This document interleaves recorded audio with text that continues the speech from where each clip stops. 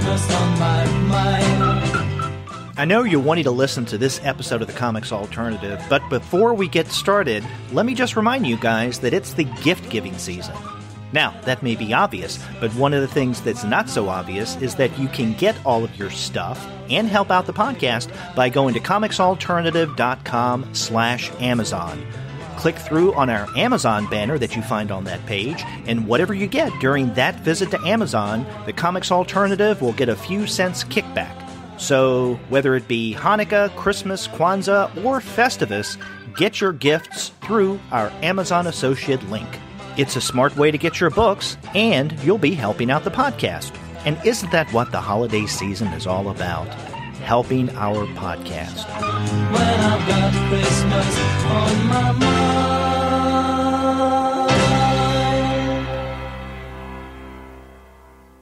This is the Comics Alternative, the world's smartest comics podcast.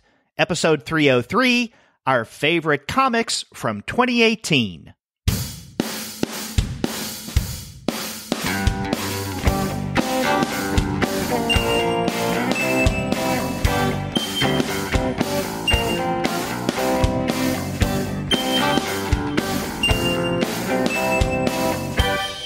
Happy holidays, and welcome to another episode of the Comics Alternative. I'm Derek.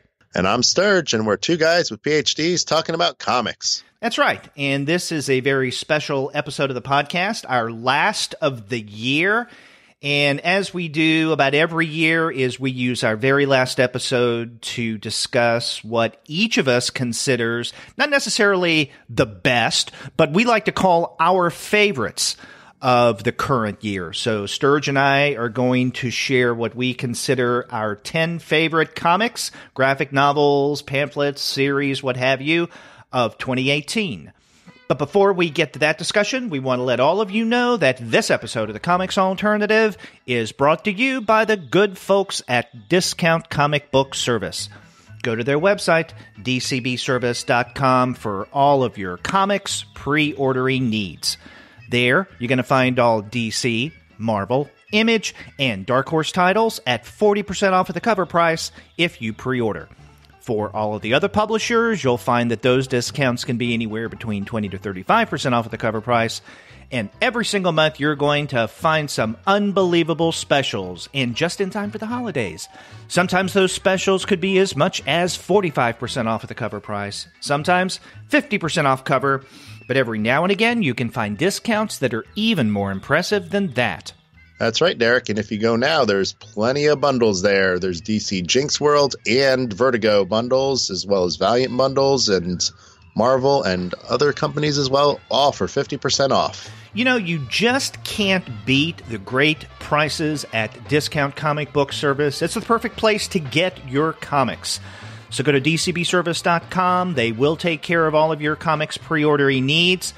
And after you do get your titles there, please be sure to send them an email and tell them that the two guys with PhDs sent you. With bells on, still. That's right, because it is the holiday season. That's right. Jingle bells, maybe. Yeah. Yeah, go in looking like an elf. You know, you put on a little elf hat and order your comics that way. It's an extra 10% off. Don't quote us on that, but it could happen. You know, Sterg, and I know this is the first time for you doing this year-end favorites episode, but this is one of the shows that I like most with the Comics Alternative. I always look forward to sharing these with a co-host. And for those who may be new to the Comics Alternative and they may not have heard our year-end favorites episode, what we do, just a little background, what we do is each of us chooses 10 of our favorites from the past year. So I choose 10 titles, and then Sterg, you've chosen 10 titles. We don't share these with one another, so we don't compare and contrast when we're going through and coming up with a list of our 10 favorites. We reveal them as we go through this episode. So I'll be surprised probably by some of the things you bring up, Sterg. Sometimes you may be surprised. And I would guess we may have a bit of crossover. Who knows? It could happen. Yeah. And we also have a couple or several I guess, honorable mentions, you can tell. And what we'll do is throughout the episode, I'll share, let's say, half of my honorables mention list, and then Sturge can share his half. And then in the last half of the show, Sturge will share half, and I'll share the other half of my honorable mention list. So that's the way we roll on our favorite show at the end of the year. And a couple of other things in terms of context. A lot of outlets list their best of, whether it be blogs, television shows, magazines, and even podcasts. And usually these shows come out, I think for the most part, in the first half of December. We wait until the tail end or close to the tail end of the year because who knows? I mean, there could be something just incredible and mind-blowing coming out mid-December, and that doesn't get included in best of lists. Also, most other outlets call their lists the best of. As I mentioned, we prefer favorites because, Sturge, both of us do a lot of reading, right? That's true. In terms of comics. But every year I always feel at a loss because there's so many things I wanted to read but didn't have time to. And so maybe we should call this our 10 favorites of what we've read. Yeah. Because there's a lot there's a lot that I didn't get to. Oh, yeah. And I have a stack. I mean, I actually have a drawer now and it's like in a dresser. But there's this, that's where the comics that I should have read, but I have not read. That's where they dwell. Mm-hmm. And I even made a separate stack of books about a month ago of ones that I thought that I may want to, from what I know of, although I hadn't read them yet, include on this list. And I really didn't get around to reading most of those. And so that's unfortunate. So maybe in the new year, I'll read one of those and feel, oops, I should have included that on my 10 favorites. That could be the last show in January, the What We Missed in 2018 show. Yeah, or like, the original theme song to Gilligan's Island, they didn't say the Professor and Mary Ann, they just said, and the rest. So when we get to some of these bests or our favorites that we didn't get to read within the calendar year of 2018, they can be, and the rest. And we'll do it in a 3-hour episode just to be thematic. Yeah. and we should also warn readers that in the past, these favorite of the year episodes have gone a little long. So consider this something like our preview show. But who knows? Maybe it won't go that long. Hey, we might be concise. You never know. You never know. Stay tuned. Mm-hmm. Before we jump into, I guess, a discussion of what we consider our 10 favorites each, a few statistics. And I went through everything that we did in 2018, and we published on the Comics Alternative a total of 171 episodes. And I think that's one of the, I forgot to go back and compare it to the other, let's say, the past couple of years, yearly number of episodes total. This has to be, though, I think, one of the most active years that we've had. At the same time, it's a year where not only me, but I know that some of our other co-hosts, like Paul and Pascal and Sean, have had issues in their lives that have worked against timeliness. So there were a couple of occasions this past year when we didn't put out as many episodes as we usually do. But I think overall 171 episodes total is quite impressive. Now, of those, we published 55 interviews, 10 webcomic shows, 11 manga shows, 10 Eurocomic shows, 6 young reader shows. And the reason why, and these are the monthly series, right? The webcomics, manga, Eurocomics, and young readers. But the reason we only have 6 young reader show is Paul had to step down from the podcast. And I know that Gwen was caught off guard a little bit. And so she had to find another co-host and get the traction back, which she has with Crystal. So that's great. So there were only 6 young reader shows, 16 on location spots, and we had one special. And a partridge in a pear tree. Yeah. We put out a lot of material, and we have more coming out this year. So, for instance, the week that this episode comes out, and they're not up yet, this comes out the week of Christmas, we will also put up our December Eurocomic show and our December webcomic show. and maybe even, if I can get with Shay in time, the manga show. So that'll change the statistics just slightly. Yeah, it will. But that's where things stand right now. Even more podcasts for your buck. When you're sleeping in your bed and the bat flies round your head, Merry Christmas, Merry Christmas.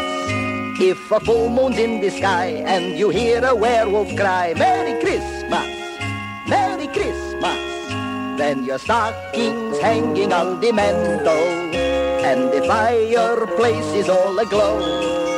Old Santa will come right down the chimney into the fire and he will scream, ho, ho! Okay, let us begin discussing what each of us considers our 10 favorites of 2018. Okay. Sturge, where do you want to begin? I'm going to start with Is This Guy For Real by Box Brown. That came out from First Second. I think it came out in February. And it's did you read this one? In fact, when we get to honorable mentions, you'll hear that title again. All right. I love it. It's a biography of Andy Kaufman, the comedian. He was people know him from Taxi, probably. He was Latka on Taxi, and he's a figure that I've read a lot about and I watched a lot about. I mean, I was fairly young when he died, but he's kind of been like this mythic media figure that I've paid attention to and sought out things, and he did lots of interesting. His comedy, not all of it was comedic. Some of it was more, I think, what we would think of as performance art. And then he also kind of got weirdly mixed up in wrestling because he was fascinated with wrestling. Anyway, all of this is pretext to Box Brown, who's, I think this is the third or fourth book he's put out with First Second. There was Tetris, right, and then this one. And he did Andre the Giant biography. Andre the Giant, yeah. And he has another one coming out next year. About cannabis. Yes. Is what it's about. So this is the third one, but he's going to have 4. And I've thought all of them are extraordinary. And I love his art style. It's very minimalist and kind of iconographic. And, coming into this book, I had read this past 2, and the Tetris one I knew almost nothing about, and I was blown away by just the sheer number of facts and interesting connections that were in that book. The Andre the Giant one, I was a fan of wrestling when I was younger, and I knew, some things about him, but, knowing about his biography was also fascinating. This one I went into kind of thinking, I know a lot about Andy Kaufman. This better be a good book because I'm prepared to be disappointed. And I wasn't, because I think he put new spins on things. He talked to some people who I hadn't heard from regarding his life, like his brother, and there was like some other episodes. And the way it ended, I think it kind of not only encapsulated Kaufman's life, but it also did it kind of in the style of Kaufman's performances. So it was like the whole book was kind of embodied by Kaufman. So it kind of talked about him, and it also kind of walked the walk of what he did. And it just left me very, I don't know. It left me with a really warm, tingly feeling, like the famous performance he did at Carnegie Hall. Mm-hmm. And when he finished, he took the whole crowd out for milk and cookies. Like, right. That's what I felt like after I read this book by Box Brown. I felt like Box took me out and got me a nice little thick carton of milk and a nice warm chocolate chip cookie, and I felt very, very content. Mm-hmm. Yeah, I really enjoyed that book as well. And like you, I think part of my enjoyment of Is This Guy For Real, the unbelievable Andy Kaufman, is due to Box Brown, his style, both his aesthetic style and his storytelling abilities. But I think another big segment of my enjoyment, of the enjoyment factor, so to speak, was the fact that its subject matter was Andy Kaufman. And I've just been fascinated with Kaufman for years, and, even before he died. So it was really good to read this book. So it makes sense to me that this is one of your favorites of 2018. And it makes sense to me. That's an honorable mention that may be brought up later. Where do you start? Okay, I'm going to start with a title that I know that Paul mentioned as I think an honorable mention last year. And it's a series. As a comic book series, it's more 2007 to 2008. But the collected omnibus came out at the beginning of this year. So I'm okay with including it in my 2018 list. And I also pair it with another series that is definitely 2018. So I'm combining the Motor Girl Omnibus along with Strangers in Paradise 25 by, of course, Terry Moore. Mm-hmm. I always enjoy Terry Moore's work. He is an incredible artist. I tend to, as you will find from my list, tend to privilege more realistic, true-to-life fiction, maybe over other kind of genres like fantasy, science fiction, even crime noir I'm a big fan of, and autobiography. I really do like the kind of realistic fiction kind of comics writing that you find in, let's say, Alex Robinson is one example of that. I think the Hernandez brothers, to a large degree, are that way as well. Mm-hmm. And Terry Moore definitely falls within that realm. Now, there are some kind of strange and fantastical things that go on, let's say, with Strangers in Paradise. And definitely in the Motor Girl Omnibus, right?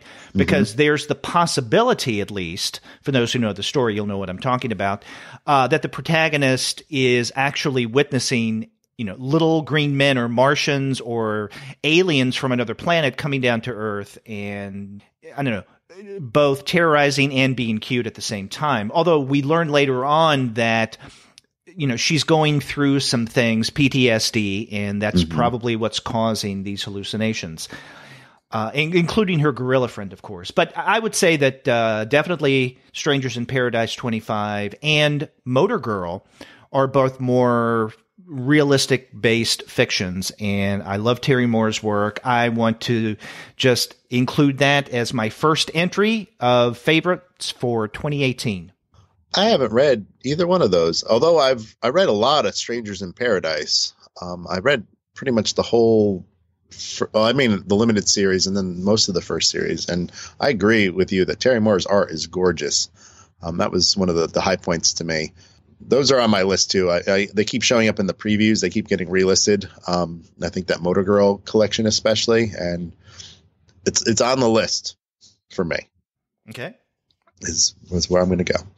And it's funny that you talked about realistic nonfiction or realistic fiction, and I was looking at mine, and 4 of my selections are actually based in reality, although this one is not. And this is a book that we were going to read for our Halloween episode. It's from Image Comics, and it's The Witches Bad Egg Halloween Special One-Shot by Scott Snyder and Jock. Oh, cool. And it came out, I think it came out the week of Halloween. And I know that we had talked about Witches, the series, Wytches, and I had not read it. So I was cramming for this episode, and I read the whole series, and I was blown away by it. So then I read this special, and the special I think is better in the sense that it's a self-contained story. It's 80 pages, and I'm not a big fan of horror comics in general. Like, I like the art in horror comics, and I like monster comics, but I don't usually feel creeped out or afraid reading a horror comic. And this one is a big exception. The setup is that there's a small town in New England. I think it's in Vermont, if I'm not mistaken. And there are creatures that live there that are supernatural, and they are the witches. And they are able to grant wishes to people that are kind of extraordinary and magical, but they have to pledge a person to that monster. And that monster basically eats them. And they tend to like small children. And then other people get pledged, and they end up kind of encased in trees, and it's horrific. And this book is the story of a couple of the people that kind of contend against the witches, and the kinds of lengths they have to go through to kind of make themselves very Spartan, stoic people to fight these monsters, because the monsters have extraordinary powers and can seek them out in lots of places and can manipulate people or tempt them so that they pledge other people. And so they really have to do a lot to protect themselves and prepare themselves to fight with these things, contend with them, stay one step ahead of them. And I just loved this comic. I read it like in one sitting, I mean, which isn't a lot for an 80-page comic, but at the same time, like I just wanted more, and I wanted it like yesterday. And I know next year that they're working on a new series of these, and I'm really looking forward to that, because so far that first limited series, which is I think ran 6 issues, and this special have just been excellent, like phenomenal horror comics for me. Yeah. I'm glad that you mentioned that, especially given the fact that we didn't have, because of, again, family complications, the chance to do the Halloween show like we had planned. And I really miss doing that, because I always love the Halloween show. Now, unlike you, I do really enjoy horror comics. And now hearing you talk about this Witches one-shot, I wish that we had actually gotten around, had the opportunity to do that show. Hey, well, you know what? We can do a special double episode next year. And the rest. And the rest. Well, my next favorite of 2018 is in many ways kind of the opposite of where I started in terms of realistic fiction. It's fiction, but it's much more fantastical, and it is even, you could argue, metafictional. And this is one of 2 books that I include on my list that we discussed, that Pascal and I discussed this year on the Eurocomics series. This one is by David Bay, Hasib and the Queen of Serpents, A Tale of 1,001 Nights. And this came out from NBM.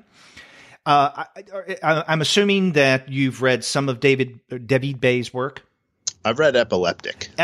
Yeah, most people, if they've read David Bay, it's Epileptic, which is an incredible book. And it's one that, it's a memoir that unfortunately I think is forgotten under the sheer popularity of other graphic memoirs and biographies like Mouse and Fun Home and Persepolis.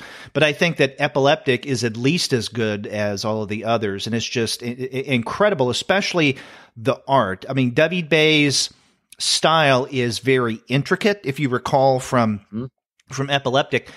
And the same is going on here. Another, I think, characteristic of David Bay's comics as a whole is that there's something, I don't want to say surreal, but very much dreamlike in terms of the way that he draws, especially when it comes to things like animals, specifically serpents. I mean, you get a lot of that in Epileptic with the serpent or the dragon that represents epilepsy with his brother.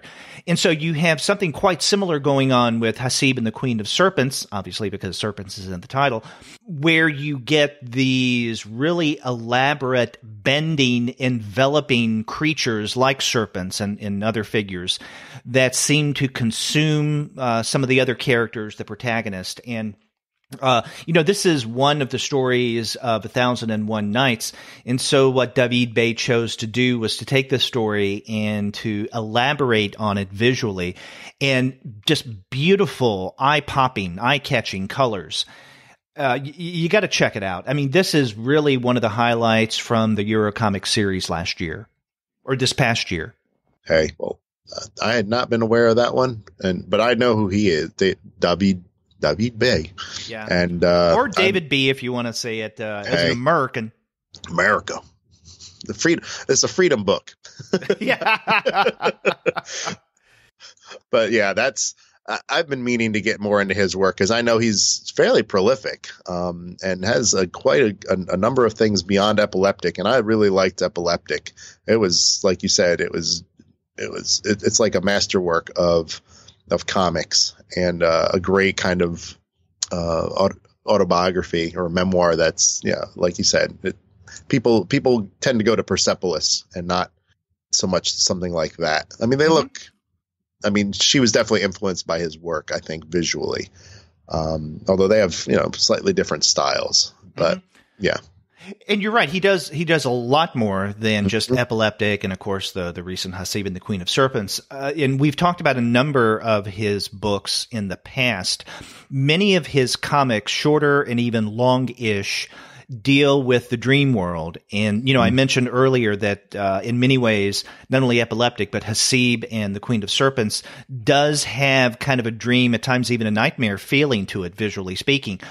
But he does write about some of his dreams literally, outright. And that's really interesting. He also had a series that, at least in the US and in the UK, came out through Self-Made Hero, The Best of Enemies, which is about the United States and the West's relationship with the Middle East, especially in terms of oil and strategic matters, let's say, in the Cold War. Mm-hmm. Yeah, and those books are eye-opening. I've read, I think, did you say there were 3 volumes? I've read the first 2. Yeah, I think that there are 3. Maybe there are 4, but I think that there are 3. So you have read other David Bay outside. I have. I just did not remember that being him, but that is. I have read those. I've read 2 of those anyway, and those are excellent histories and political, explorations. Yeah. Well, you should definitely check out Hasib and the Queen of Serpents, though. Well, I'm writing this down, so hopefully someone's sending me an Amazon gift card for the holidays. Hint, hint. So where do you go next? Next, I go to a webcomic, actually, and magazine. And this is probably going to be no surprise to you, Derek, because I've talked about this before in the Thanksgiving episode at the very least. But it's the Nib. And the Nib is this online comics collective that has branched out into publishing a quarterly magazine. And the contributors of this thing are just, I think, phenomenal. There's so many cartoonists whose work I like featured here. They feature Ruben Bowling and Tom Tomorrow and Pia Guerra and Mike Dawson and Andy Warner, just to name, tip of the iceberg, because they publish 1 or 2 comics a day. So there's quite a number of comics on their website. They tend to be political or nonfiction. So there's something for pretty much anyone to read that's thought-provoking, that's interesting on any given day. But I really like the magazine version as well. And the second issue is centered on family, and it should be coming out soon. And I don't know if all of them will be thematic, but so far the first 2 magazines have been thematic. So I really like getting a hard copy, even though I've read some of the work online. It's good, great comics, like just solid, interesting things, and about the world, about the political world. And it's edited by Matt Bors. I should have led with that. He's the person that helped, I think, gather this thing together, and he's the current editor. So the Nib, it's a magazine, it's a web comic, it's a lot of good reading for you. That's interesting in that, you did mention that it doesn't come as a surprise. You're right. And you did mention this on the Thanksgiving show. Mm-hmm. So it's good that it gets kind of a double dip, really. At the same time, it kind of raises this point. I know that one of the things that we tried to be careful about when we did things that we're thankful for the Thanksgiving show is we tried not to give away what could be our favorites of the year. Although I think with what you say about the Nib and what I'm going to bring up later, I maybe signaled in some way 1 or 2 of the titles for my favorites in terms of the Thanksgiving What We're Thankful For show. Hey, I think, I don't know, some of us have poker faces and some of us don't. Yeah. Some of us are, I'm not going to say rubes, but something like that. We're the people that they're going to fleece, the sharks. Mm. Well, my next one is in that realistic fiction vein, and this is by a creator that I didn't even know before this year and before the first issue of his new series through Ad House came out, Live Work. And this is by Pat Palermo.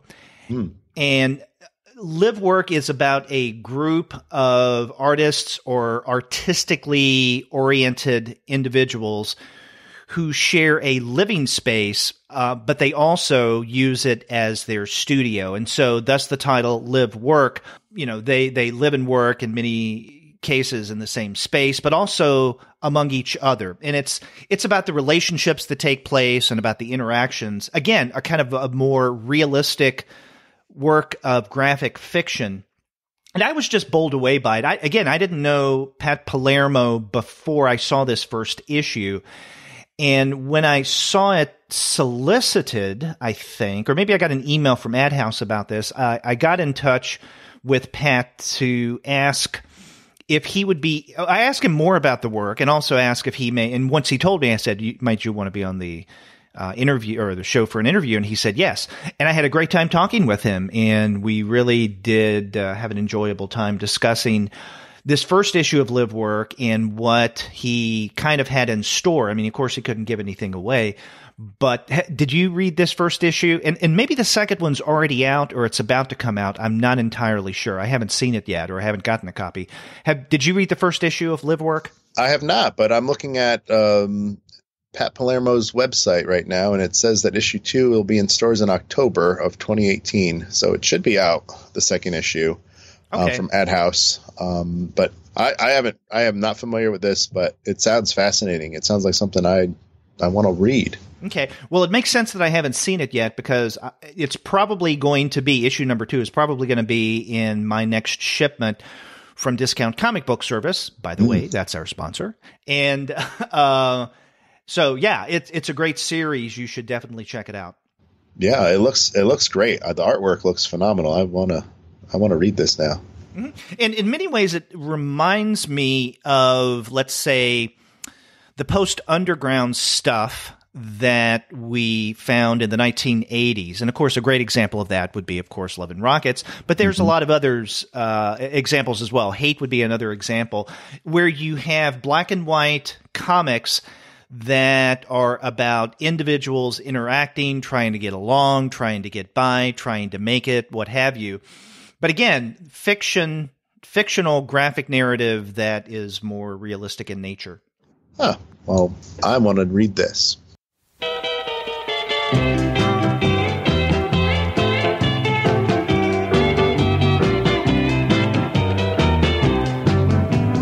Santa Claus, I'm writing you.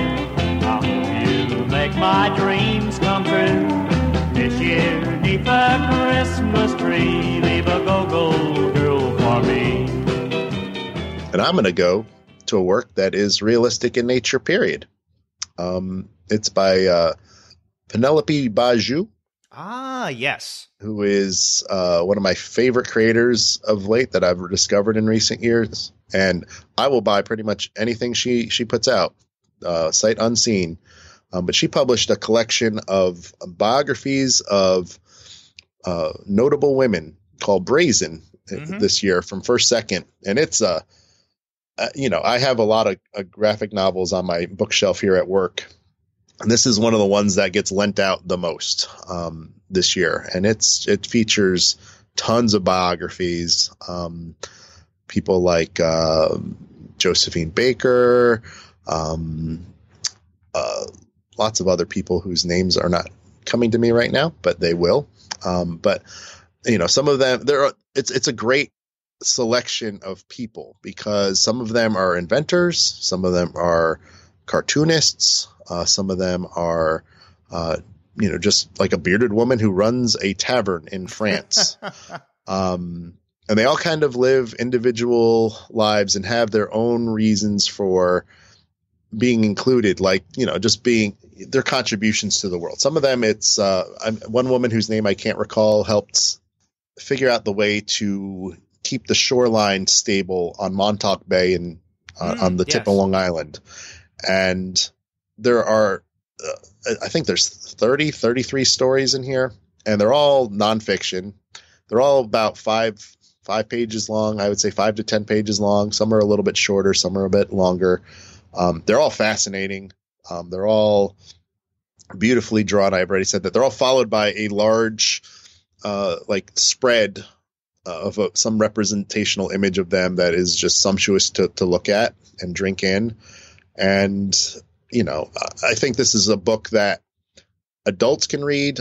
I would love to see this book in every middle school or high school, classroom library, just because the people in it are remarkable. The way that the stories are told is remarkable.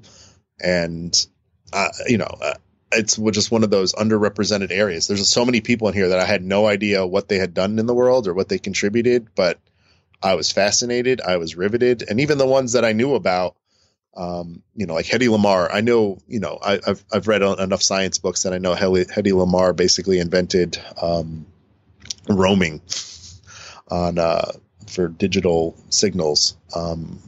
But even her entry where I thought like, oh yeah, I'm fairly familiar with this, was also very well done and had new things for me. So I loved Brazen, and I can't recommend it enough for a multiple number of readers. Mm-hmm.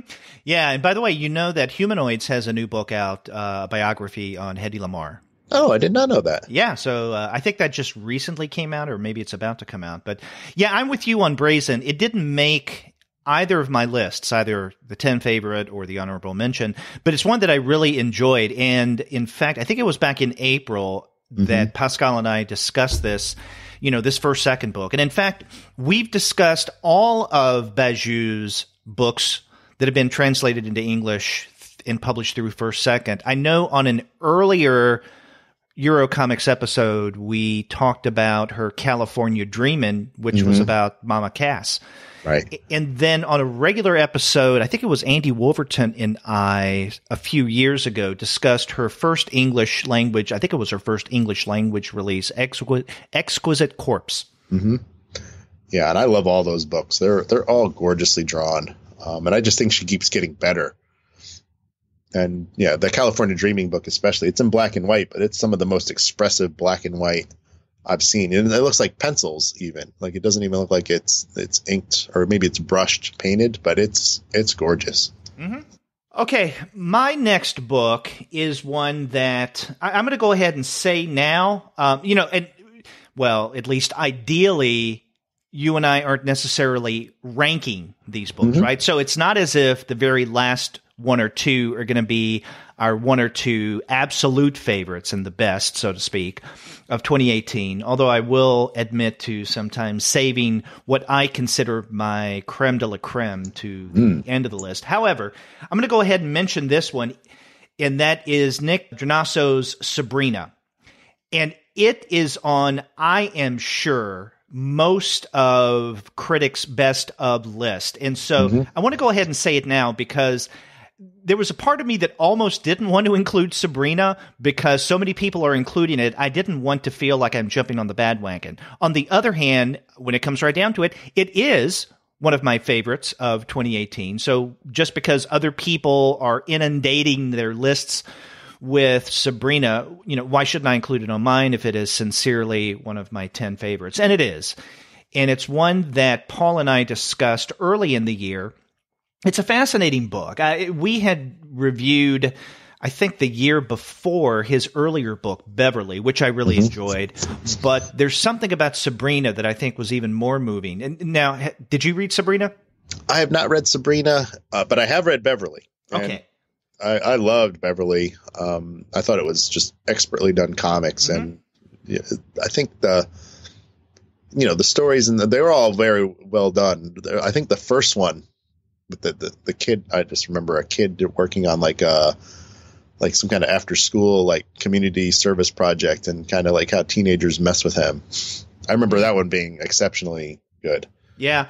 And this one, I think one of the things that makes Sabrina so impactful and even timely is the fact that much of the narrative concerns the effects of social media and the abuses of social media and what that might mean in terms of not only self-generated celebrity, but also how people's lives are greatly affected by what goes online and how reality is interpreted, again, very timely, post 2016 elections and the Trumpster fire that we have going on right now.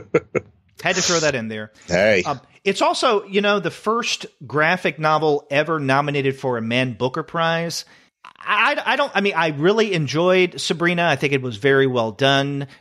Deserving a nomination for the Man Booker Prize, I don't know, but it's a really good book, and it's something that I think people would and should read and would enjoy if they did so. And I really liked it. Nick Donasso, I wanted to have him on the show for an interview, and he was kind enough to reply, but he said thanks, but no thanks. He just had a lot going on. He had done, I think, a couple of other interviews right before the book came out, and he didn't want to overdo it. Right. But yeah, definitely read when you can, Sabrina. I will agree with you. I mean, if it's anything like Beverly, or if you said it's even better than Beverly, I would want to read that. Okay, so I think each of us so far have shared 4 of our 10 favorite titles, right? Mm-hmm. Sure. Okay. And it's surprising me that we haven't yet had any overlap. And I'm wondering if we'll have any overlap this year, which would be the first time since I've been doing this with different co-hosts that would have been the case, but we'll see. But we've been through, let's say, the first, I don't know, a little more than a third. Let's go ahead and share what each of us, or at least half of what each of us considers an honorable mention. Okay. You want to go first? Okay. Yeah, I'll go ahead. Yeah, and these are not in any order. So I think I have a total of, 9 or 10 honorable mentions. So I'm going to share, I guess, 5 right now. One is a relatively recent book for us, and we even talked with him on the show. And this is Noah Ben Skyver's One Dirty Tree that was published through Uncivilized Books. Really good. One Dirty Tree is one of the books that I had just assumed I would include in my 10 favorites, but then I went through and made the list, and I had to make some, hard decisions in terms of cutting it back to 10. If I could extend this to 11, One Dirty Tree would have been one of my favorites of this year, but really good book. So Noah Van Skyver's One Dirty Tree. And again, that's kind of a realistic narrative. I was going to say it goes to 11. Yeah, I loved One Dirty Tree too. That was one of my favorites. It did not make my list, although you're going to hear his name, Noah Van Skyver. Yep. And at some point. Another book that I have in my honorable mention list is, I guess, somewhat realistic, but it definitely has a fantastical twist. And we also had this creator on the show for an interview, Nate Powell's Come Again. And this was released through Top Shelf. Mm-hmm. So that's another one. A third book that I'm putting under my honorable mention list. And again, this is something that I had considered including in my 10 favorites. This is a work that we discussed on the manga series, and it is Baron Yoshimoto's The Troublemakers, that is edited and translated by Ryan Holmberg, whose work I'm just absolutely bowled over by. But The Troublemakers is a series of short manga works that are just mind-blowing. I had not been familiar with Yoshimoto's work previously until this book came out, and it came out through Retrofit Big Planet. And Yoshimoto has a background early in his career of fashion illustration, and that certainly comes out in the way that he draws figures, specifically women, the female characters in the various stories of Troublemakers. I'm not familiar with that, and I have Come Again on my shelf. It's in that to be read drawer. Mm-hmm. A fourth book that I've listed under my honorable mention list is the aforementioned Is This Guy for Real? The Unbelievable Andy Kaufman by Box Brown, that second book. And we've already talked about that. And then the other, I guess the last for now, honorable mentioned work that I want to include, and this is probably the most mainstream that I go. Mm-hmm. This is Tom King and Mitch Geraud's Mr. Miracle series, the 12-issue series that came out this year. I really enjoyed that. I like Tom King's work, period. Mm-hmm. What he does, not only with his own stuff, like The Sheriff of Baghdad, but also with mainstream properties like, let's say, Vision from a couple of years ago, and in this case, Mr. Miracle, just really good. I like the way that he takes these figures, and Batman, his work on Batman, I think to some degree from what I've read, he puts these mainstream figures, these superheroic figures, in not so super heroic or let's say more mundane or everyday contexts. And we saw this in Vision. I think we see this to some degree in Mr. Miracle. Really good. And another thing that made me decide to include Mr. Miracle from King and Gerard's in the honorable mention list is this year I also finally started to read Kirby's Fourth World Omnibus. And so, I mean, I've read Mr. Miracle comics before, but now reading the original Mr. Miracle by Kirby, I've gained more of an appreciation. So I was just primed for what King and Gerard's are doing in their current run of Mr. Miracle. Yeah, I've read that series and I really enjoyed it. I've been impressed. I mean, with the artwork and their adherence to the 9-panel grid. It's just been. I agree with you about Tom King. He's one of those people that I haven't read everything he's done. I've read a little bit of the Batman, and I think it's very clever and interesting. The things that I've seen there. I really liked his Omega Man series from a few years ago too, where he kind of recast them almost like it's like a space opera revolution thing, but he kind of recast it more in contemporary terms of like our Middle Eastern conflicts. And so it was interesting seeing it filtered that way. And I really love that Vision series that you mentioned. That was one of my favorite comics from whatever year that came out, a couple years ago now, I think. It's before he became exclusive at DC. I know that, but I agree with you. I love that Mr. Miracle book. I didn't even think about it for this though.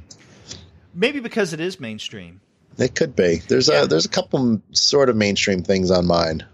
So, it's interesting in that you mentioned the Vision. I didn't read it when it originally came out, but the deluxe edition from Marvel came out this year. So I guess I could have included it this year, but I did this past year, read Vision, and I liked it. I don't think I liked it as much as many people have, like you and other critics, because it was a couple of years ago, and many people, like 2 or 3 years ago, people's best of lists. And I think the reason why I wasn't as hot on Vision by King is I'd heard so many great glowing things about it. So I was expecting it to be the absolutely best thing ever, something like the coming of a comics god or something. All right. And I thought it's good, but I don't know if it's as good as what everyone was touting. So I guess I was tainted, if you want to call it that, by all of the praise that it had received.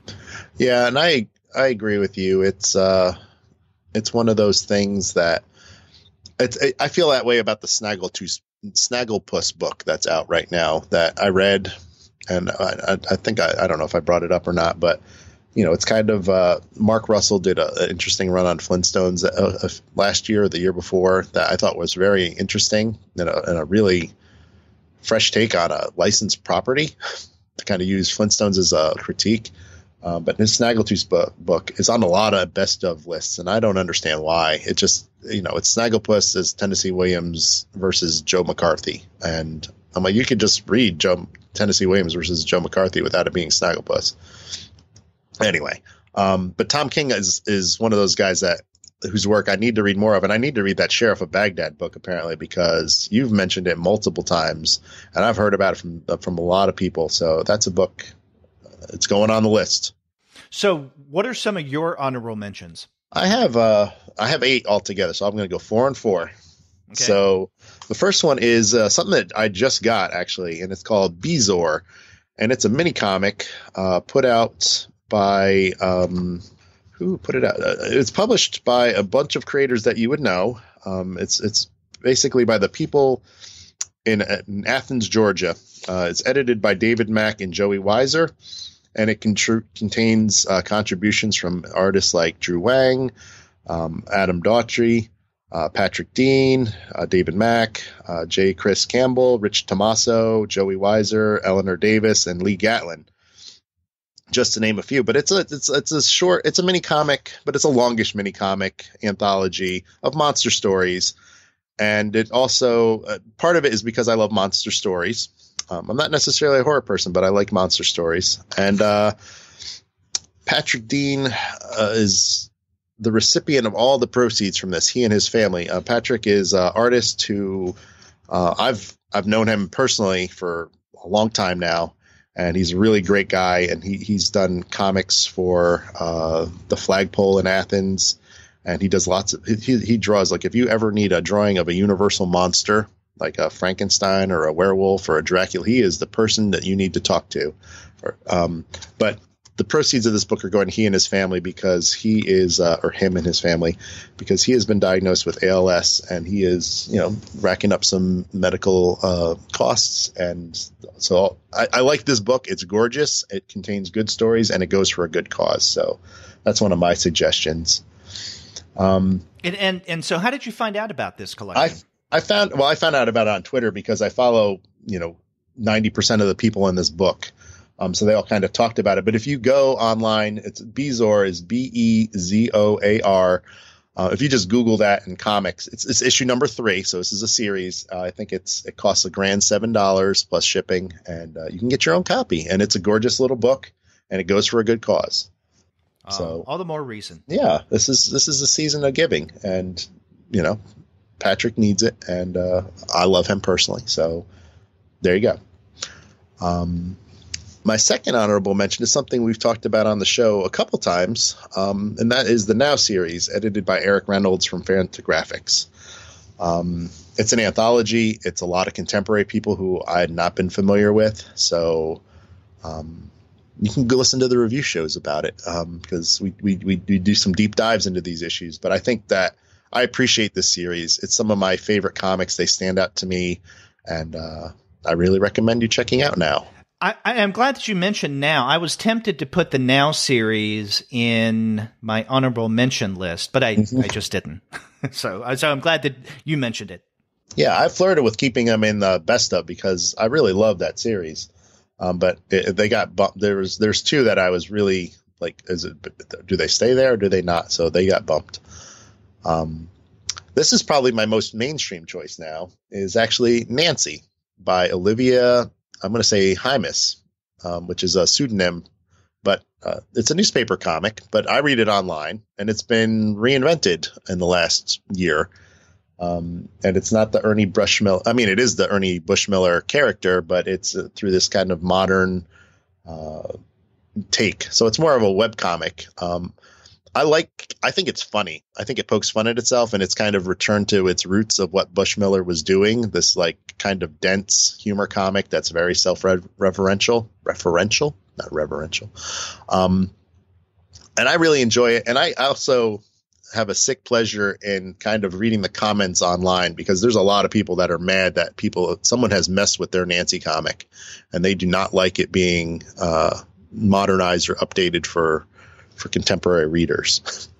And it's interesting in that I haven't read that yet, mm-hmm. but if you remember, and I guess, were you in the audience for our Nancy panel? Okay, because you remember that a couple of people brought up the contemporary Nancy mm-hmm. strip within the context of Bushmiller, or not Bushmiller, but Karasik and mm-hmm. Newgarden's How to Read Nancy, which was a fun discussion. And so when people were talking about the new and contemporary Nancy strip, I felt at a loss. So I guess I should have done some homework and have read a few of the entries. It's pretty funny, I think. I mean, I don't think it's always funny, but when it's funny, it's really funny. And there's a whole Sluggo is lit. There's a whole like meme about it that is broken out into the world. I enjoy it. It's something I check in with. I'm not going to say every day, but fairly frequently. I think I've read it. I've read pretty much all of them up till maybe a week ago. So that's a fun series for me. And I'm going to conclude this portion of the honorable mentions with something that we read and reviewed on the show together, and that's Baseline Boulevard by Emmy Guinness, which was published online in the past, but this year came out from Gilgore Comics and Press, and this is just some excellent comics. Like I loved how it was set up. This is like a gut punch of a story, but I was not really aware of Emmy's work before, so this is one of the artists and creators that I've been really glad to get to know more about this year, and her book was phenomenal. I love this story. That was good. I enjoyed that short comic. So, and I'm glad that you brought it up to review, because I would not have known it was out there in the world otherwise. So, and thus sums up my honorable mentions.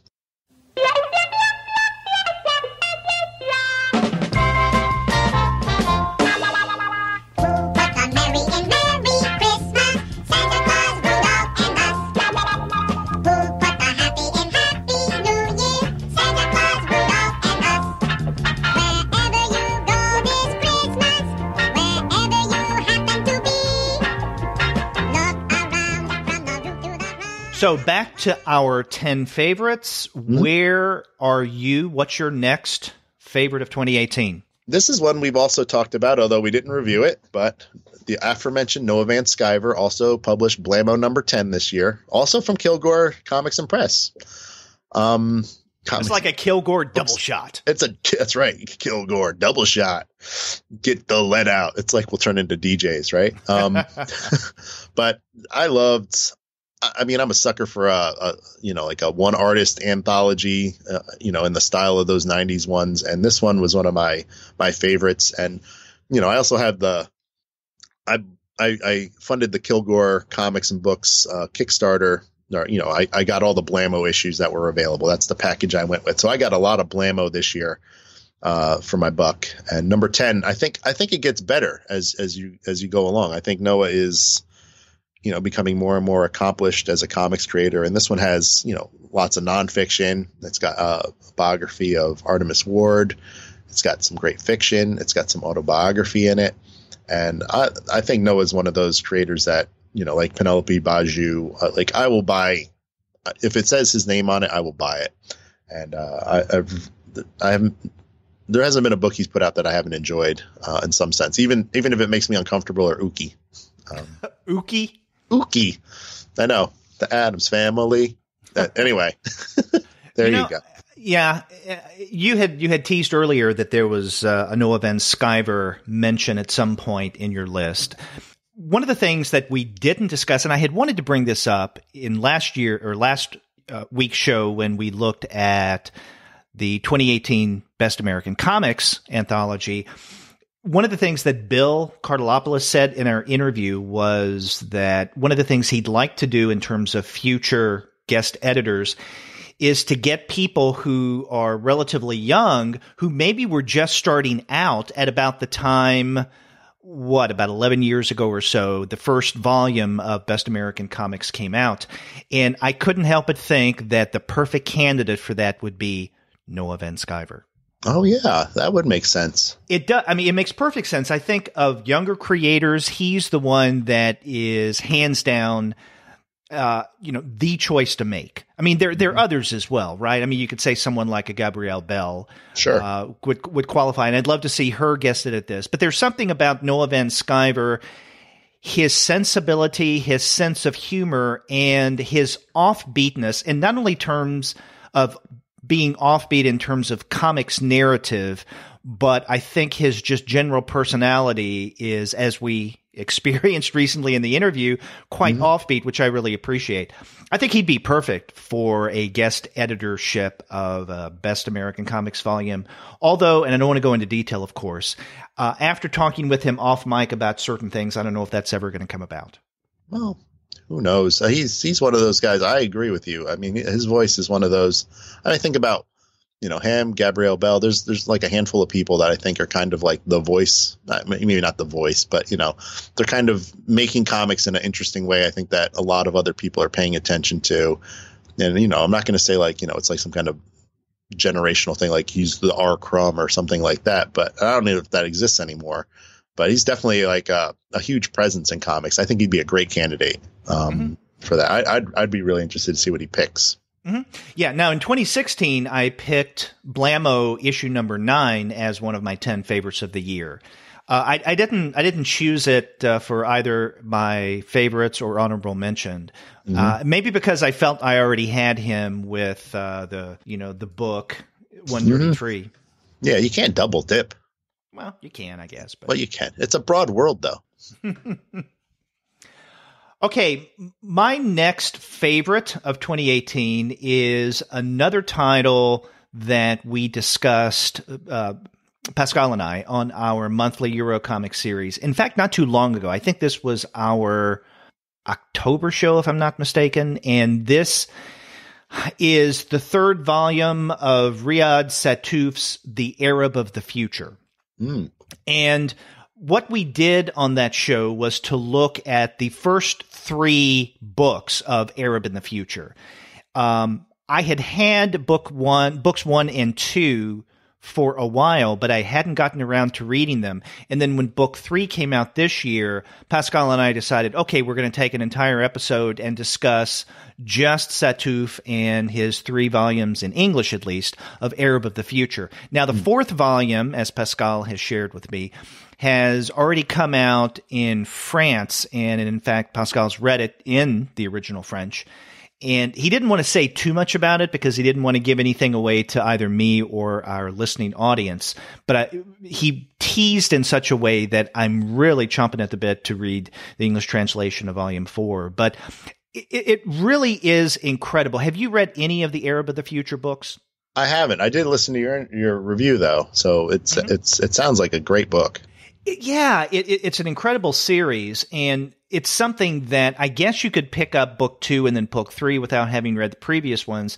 I would strongly recommend you go from the beginning and then go all the way through, at least in terms of English translation. Now, the most recent, which is book 3.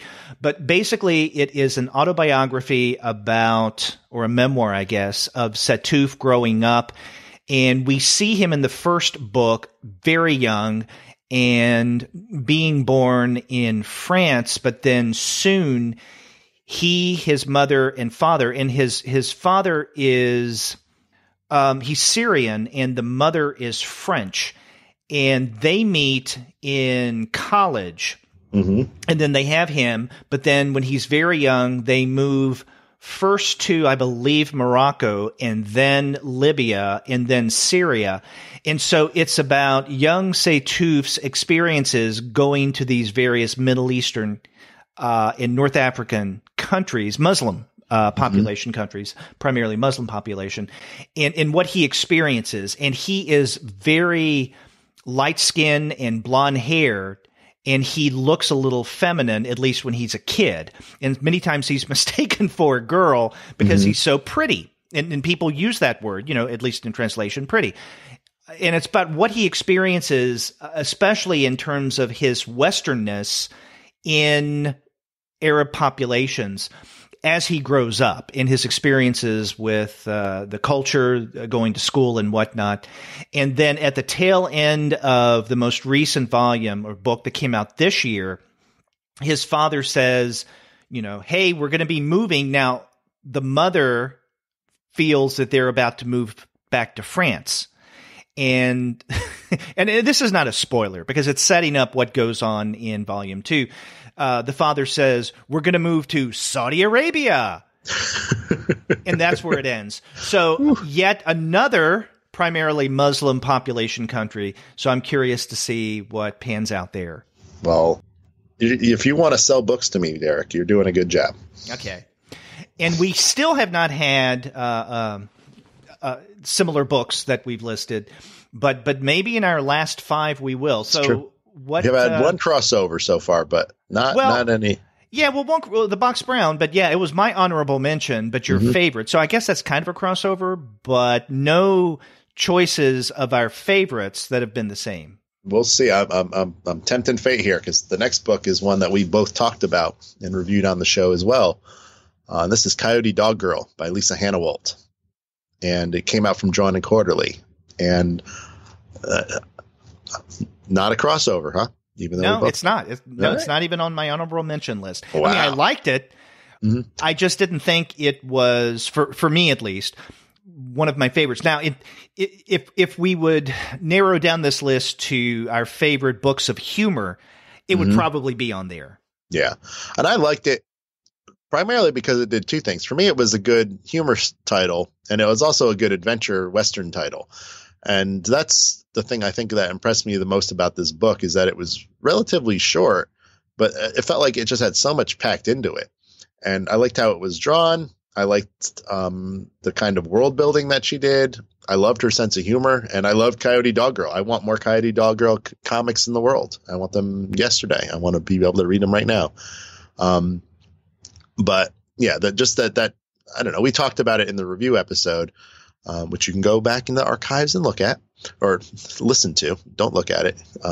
It doesn't do anything if you just look at it.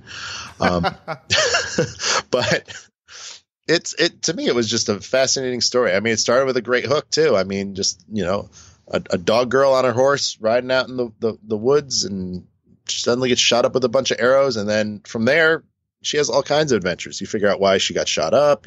She falls in with a tribe of other Native American type creatures. They weren't coyote. They were wolves. She falls in with a tribe of wolves. And yeah, and then it was funny. There were fashion tips. There were interesting saddle choices, chaps. And yeah, I don't know if I can say much more about it. It was funny and thrilling at the same time for me. Yeah. I have seen Coyote Dog Girl on a number of best of lists. Well, and her comics in the past, Lisa Hannah-Walt's comics, have appeared. I know that people love that hot dog taste test book, although I didn't really cotton to it. Yeah, and we talked about that. There's something non-comics-esque about that, in a way, depending on your definition. Right, and this one felt like comics, so I really appreciated it. I thought she knocked it out of the park. Mm-hmm.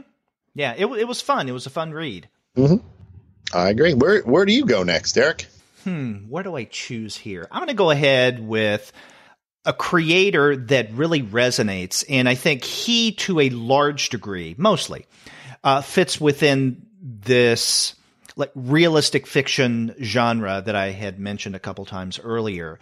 Mm-hmm. This is Carl Stevens and his latest book, and it came out from Retrofed Bit Planet, The Winner, which is a collection of shorter pieces. And the thing about The Winner that for me is so notable is, well, it's his first foray with Retrofed Big Planet, but it's also a work that in many ways kind of hangs more interwoven and closely together as a collection of shorter pieces than some of his previous collections. And I've loved all of his other books, The Lodger, Failure, Whatever, and what's the other? Guilty was his Xeric award-winning first book. And are you familiar with Carl Stevens' comics? I don't think I am. Oh, God, you got to read this guy. Not only does he have a wonderful and sometimes and often dry sense of humor, but he also has, I think, a compelling storytelling ability. But maybe even more so, as a means of recommending him, is he is a cartoonist who draws in a very meticulous, detailed, almost painterly manner. And in fact, he's someone who straddles the boundaries of comics and fine art. So he does comics, but at the same time, he also does what you would consider, let's say, higher or fine art, if you want to call it that, paintings, and such. And much of his work betrays that. I mean, you can tell that this guy takes his art seriously, and not only in terms of comics. And the thing about Failure is that he even writes about this phenomena. I mean, he does this in some of his earlier works as well, but I think it really does come out in The Winner, where he talks about juggling his work in comics with his passion for fine art and painting. He also, in this book, tells us about his work as a security guard in a museum. And, that he does on the side in order to supplement his income because, being a comics artist and a painter, of course, he can't live on what he works on yet. But it's just a really great collection of short pieces. And at times, those stories become almost fantastical. And so there are at times flights of fancy, but still I would say that it's within the realm of realistic fiction. Someone that I, again, would strongly recommend. I've interviewed him on the show a couple of times before. He also has a series called Penny, which is about his cat. And so we get the inner thoughts and ideas and workings of this character, the cat Penny. And it used to be in the Village Voice. I think he's found another outlet for it. I can't remember where it may be coming out, but he's continuing to work on these Penny stories. And I think that was the first time I had him on the show, when he was in the midst of working on Penny for the Village Voice. But it was a joy having him back on the show in 2018 to talk about his new book, The Winner. I was not aware, but like I said before, I think if you're selling it, I'm buying it. I want to buy it. It looks great. I mean, I'm looking at some preview images online. It looks like a gorgeous book and very interesting. Mm-hmm. And I think one of my favorite bits in the book Winner is there are two characters that the protagonist, Carl, encounters during moments or flights of fancy, I guess, or daydreaming. One is Pope Cat. It's a cat in this large Pope hat who is making decrees to him about his life. And another is the disembodied head of Gandhi that comes down and speaks to Carl at one point. Be the change you want to see in the world. It's not a direct quote from what I know. Anyway, that's wild. No, this looks like a great book.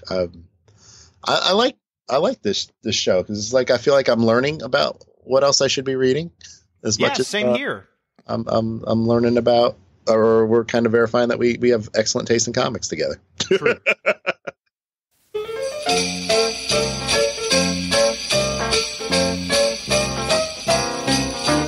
Sleigh bells jingle, jingle, jingle, it's Kris Kringle time. Fat and jolly, oh by golly, it's Kris Kringle time of year.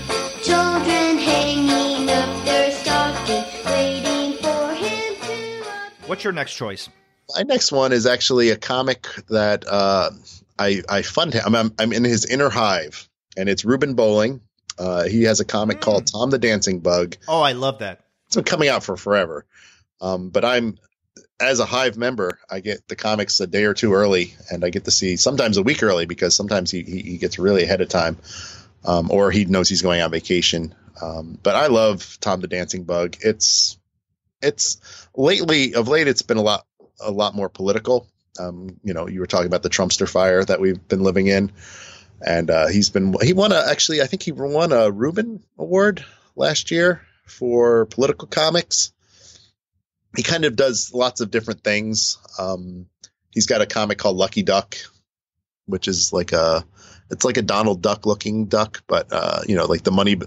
Basically, this guy tries to financially crush him in every opportunity, and at the end, Lucky Duck, manages to survive with some scrap of. I'm not even going to say it's dignity. He just, manages to survive. And the guy's always like, you lucky duck. Like, which he's not living a great life. It's just kind of ironically funny. But he also does, what's it called? It looks like Calvin and Hobbes, except for it's Donald Trump as a kid talking to Donald Trump as an adult. And the adult one, I think, is the imaginary one who's always giving him bad advice or trying to, it's political. And it's very interesting to me to kind of see how he weaves together these pop culture references with the current political milieu. I'll say that, and comment on it. And sometimes, if you're an Inner Hive member, he shows you lots of like the kind of nuts and bolts, how he comes up with ideas, how he fleshes them out, and then what happens when the news cycle changes and he's been working on something for 5 days and he has to come up with an utterly new strip in like a day and a half. Or shorter. So, to me, I love the finished strips. I like seeing the background of it too. So that's part of, I think, why I included it on this list, even though it's like one of my longtime favorites. I mean, he's been doing this, I want to say for 20 years now. Tom the Dancing Bug. Mm-hmm. Yeah, I like his work. I think I have just one collection of Tom the Dancing Bug, though. Mm-hmm. Yeah, I only think that I want to say there's only like 3 in existence. Okay. One's about all I learned about golf. I learned from my cat, his attempt to like cash in on multiple fandoms. Like he's like, people like golf, people like cats. There's nothing about golf and cats in the book, but he's trying to sell out, sort of. Okay, my next choice for the 10 favorites of this past year also falls within this realistic fiction realm, and it is Hartley Lynn's Young Francis, Okay. which came out earlier this year from Ad House. And now Hartley Lynn has previously been known as Ethan Riley, who published Pope Hats again through Ad House. And I was a fan of Pope Hats, but now we have in Young Francis the collection of the previous issues of Pope Hats, except for one, and I can't recall now which issue is not included. But basically, I think the maybe the penultimate one, which really didn't include the main character Francis. So what Lynn/Riley has done is to collect those issues of Pope Hats in a really nice hardbound edition, except for the penultimate Pope Hats issue that concerned Frances and her young friend. And it's about what they go through in terms of their daily lives, work, and whatnot. Again, it's very much in the mold of some of the other works that I pointed out, like Palermo's Live Work, Carl Stevens' Winter. And it's really good. I had a good time discussing that title with, I think it was Paul earlier this year. Are you a fan of Pope Hats, and or did you read Young Francis? I know of Pope Hats. I had never read it, but I have read Young Francis. So okay. I think retroactively I have. Yeah. So you've read almost all of Pope Hats then? Yeah, except for that one issue. Yeah. But yeah, I there's always an Ad House booth at Heroes Con, and I always go and buy bunches of things from them, and I bought that. And I didn't realize that it was I know Pope Hats is. I know that it's critically well regarded, but I did not know that Young Francis was the collected issues of Pope Hats. But I bought the book because it looked great, and I really enjoyed it too. It was like you said, it was kind of like the day-to-day work life, career maneuvering. It was a fascinating book. I loved it. Like you said, it was like a very realistic, and it felt like, real people trying to figure out, the world, real problems. Yeah. And career stuff, like who to work for, who to, pay attention to, which boss, because she works in a law firm, if I remember, and everyone had kind of, there's kind of like gravity wells between certain people that are, her superiors, in terms of the business hierarchy or whatever, supervision hierarchy. And there's people that are like, she gets advice from all kinds of people. And some people would definitely want to, utilize her talents in various different ways. And she has a lot of hard choices to make. And I like that book a lot, actually. Yeah. Now, Pope Hats number 5. So I guess the penultimate was number 4, which didn't include Francis. But Pope Hats number 5 was one of Paul's choices in 2017 for his 10 favorites. And so now we have Riley or Hartley Lynn on this year's list. And I should also mention that I mean, not only do I like Hartley Lynn's work, but as we see in Young Francis and in the previous Pope Hats, but this year at TCAF, he designed an image that was included, I think, on T-shirts. I have it on a coffee mug, and Pascal got it for me because he went to TCAF. I didn't go, so thank you, Pascal. Yeah, I want to go to TCAF. I do too. I was going to say you drink decaf out of the tea. Anyway, I'll make some bed. Oh my God. Okay. Sorry. I'm here. Follow that up with here's a comic. The next comic on my list is published by Webtoons, or it appears on Webtoons, which is like a webcomic collective. And it's called Lore Olympics. I said that wrong. Lore Olympus. Olumpus. And it's by Rachel Smythe. And it's a modern retelling of the story of Persephone, except for the characters are more rendered as contemporary figures. So there's social media. They have cell phones. They can talk at each other, and and they interact in much different ways. I mean, it's who all the major figures. I'm a sucker for Greek mythology in general, being that I'm Greek and I like mythology. But this is this is more like almost, it's a relationship comic is what it is. I'm not going to say it's a romance comic because, there's lots of interesting things, but it has a lot of the things that you talked about kind of in Young Francis too, because in the book she's called Corey, which is, the Greek for young girl, which is, I think, her name before she becomes Persephone. Or maybe that's the Latin derivation. But she's fairly young, and she ends up being an intern for a lot of these gods. And Hades is, one of the top three, being, he's in charge of the underworld. But some of the other gods try to employ her in their organizations to kind of deal with things. And I don't know, it's really interesting to me to see how things get translated by Smythe here. And, in particular, she and Hades kind of have a moment, it's like a flirtation, and they're kind of trying to work their way through it in the course of the webcomic. Although there's lots of complications, like especially Apollo. Apollo's like a jerk. And Apollo gets whoever he takes a fancy to, he just kind of goes and takes advantage of the situation. And he definitely takes advantage of Corey in a horrible way at one point in the story. And it's interesting because Apollo is Artemis's brother, and Artemis and Corey are like roommates. So there's lots of complicated relationships. And what I'm not saying is that the whole thing is done in a painterly style. It's definitely a webcomic, but it looks more like, the colors are fairly muted because a lot of it happens in the underworld, but it's a gorgeous for me to look at comic. And I read it on my phone, which is small and not, the highest resolution, but out of all the web comics I read, I don't keep up on all of them, but I do keep up on this one. I really appreciate it, and it's one of my favorites. I had wondered about including, maybe on an honorable mention list, a webcomic collective or hub like Webtoons, or even maybe Hiveworks, to talk about them as a whole. I didn't do it. Now, I did include one webcomic on my honorable mention list, which I'll discuss in a moment. But there's a lot of good stuff from Webtoons. Oh, yeah. And I haven't read this one, though.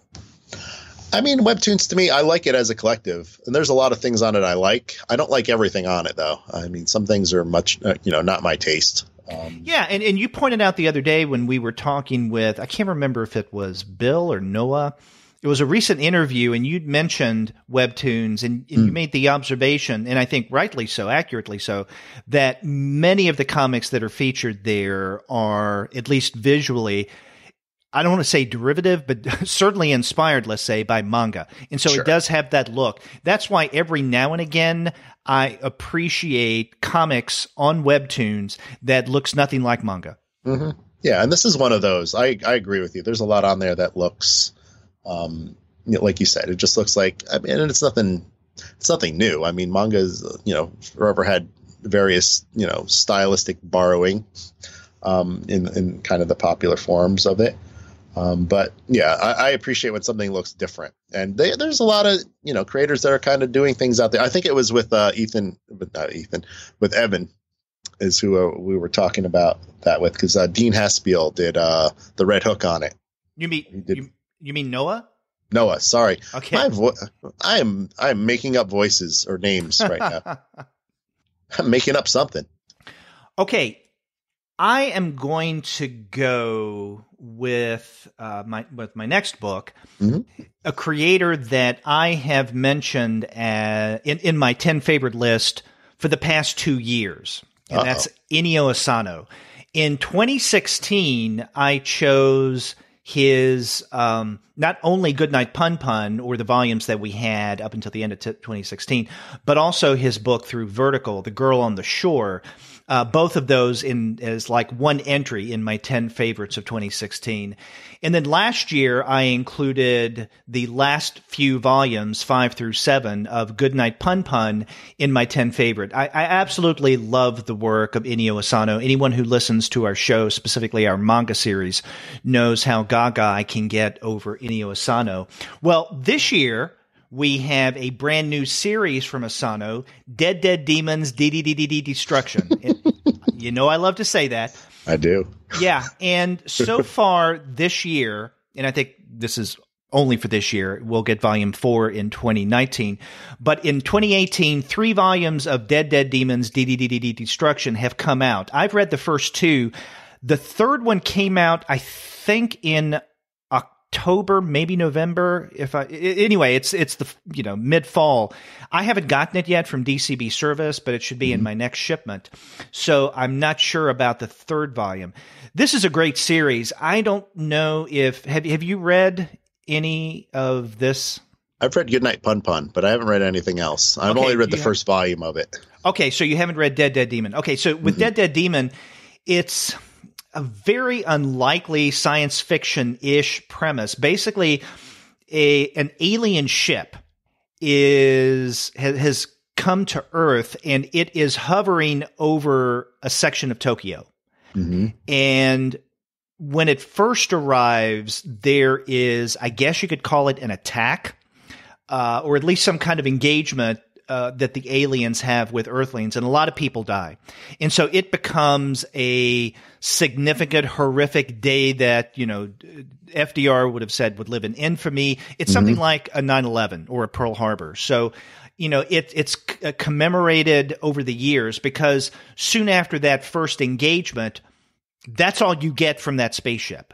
And it's just there over a part of Tokyo. And so people are literally and figuratively living under the shadow of that spaceship. And they don't know, and it's gigantic, and they don't know what to make of it, how long it'll be there, what's in store for them. But after a while, they begin to live life at least as normal as they can with a gigantic alien ship hovering above Tokyo. It's the story of a couple of girls, young high school girls in particular, and what they're going through, and not only in terms of the alien ship, but, kind of normal things that high school students go through within the context of this impending doom, as some see it. And so it's really wild. Another thing I like about Asano, in addition to his storytelling, because you got that with Goodnight Pun Pun, Girl on the Shore, in his other works as well, great narrative skills, but also his magnificent art. Most of his illustration work, especially when it comes to setting, is highly, highly detailed. But every now and again, he'll inject a character. And in Goodnight Pun Pun, it's the protagonist who looks cartoony, right? It's because Pun Pun and his family are drawn as these very simplistic bird-like people. But even in Dead Dead Demons, DDDD Destruction, you have certain, I think, minor characters and figures like pets that appear very cartoony. It's almost as if they're inserted almost as an afterthought to kind of tell the reader, hey, I'm a cartoonist and I can draw cartoony. But he has a great style, great storytelling, and with this new series, Dead Dead Demons, DDDD Destruction, we have more great Inio Asano. Well, I'm going to add that to the list too. I need to read the rest of Goodnight Pun Pun, but this sounds fascinating. And I agree with you. His art style is, from what I've read or what I've seen is just, it's very gripping because it's like cartoony and realistic. Like, I don't know. It's like he always playing with expectations, I think, like you're saying. He's like, well, you think it's like this, but I can do this too. Mm-hmm. Yeah, he, along with Urasawa, are my hands-down favorite manga creators working right now. Which, I mentioned Naoki Urasawa. I have to say that of every single thing, comics-wise, that I've read this year, my most pleasurable, memorable, enjoyable reading experience with comics is Urasawa's 20th Century Boys, hands down. However, 20th Century Boys is an older series. I guess since the first 2 perfect editions have come out this year, I could have included it this year, at least those first 2 perfect editions that Viz just recently released. But I didn't. But I think Urasawa and especially Asano are two of my favorites, and I'm glad to have a new series from Inio Asano. Yeah, I hear you. I love 20th Century Boys myself. Urasawa is one of my favorites as well.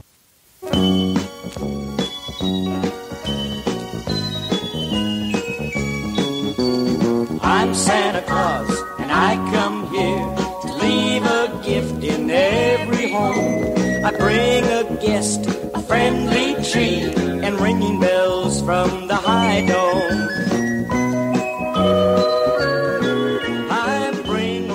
Okay, so you and I each have two more within our 10 favorites list to go. But before we finish up our lists, and it should be interesting, maybe we will finally have a crossover. Who knows?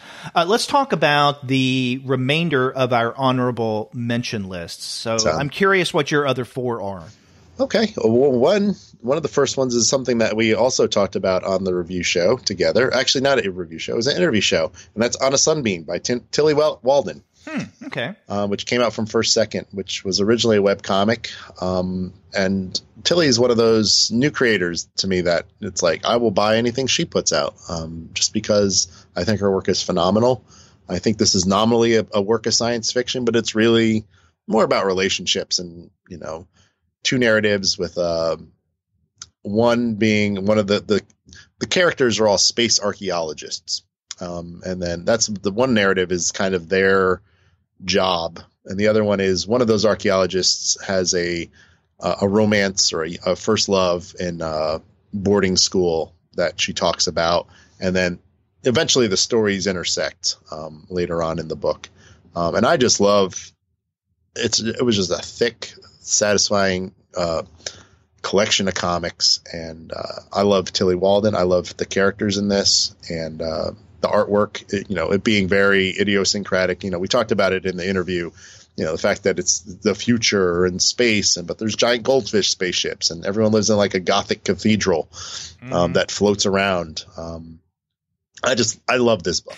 It is really good. I was looking back at last year's list, and Spinning, I think, was one of Paul's favorites of 2017. So, yeah, it's the second year in a row that Tilly Walden is included on. Okay. And if she keeps up at her rate of publication, she might not, at least for me, I love her work in general. Yeah, but she's quite prolific.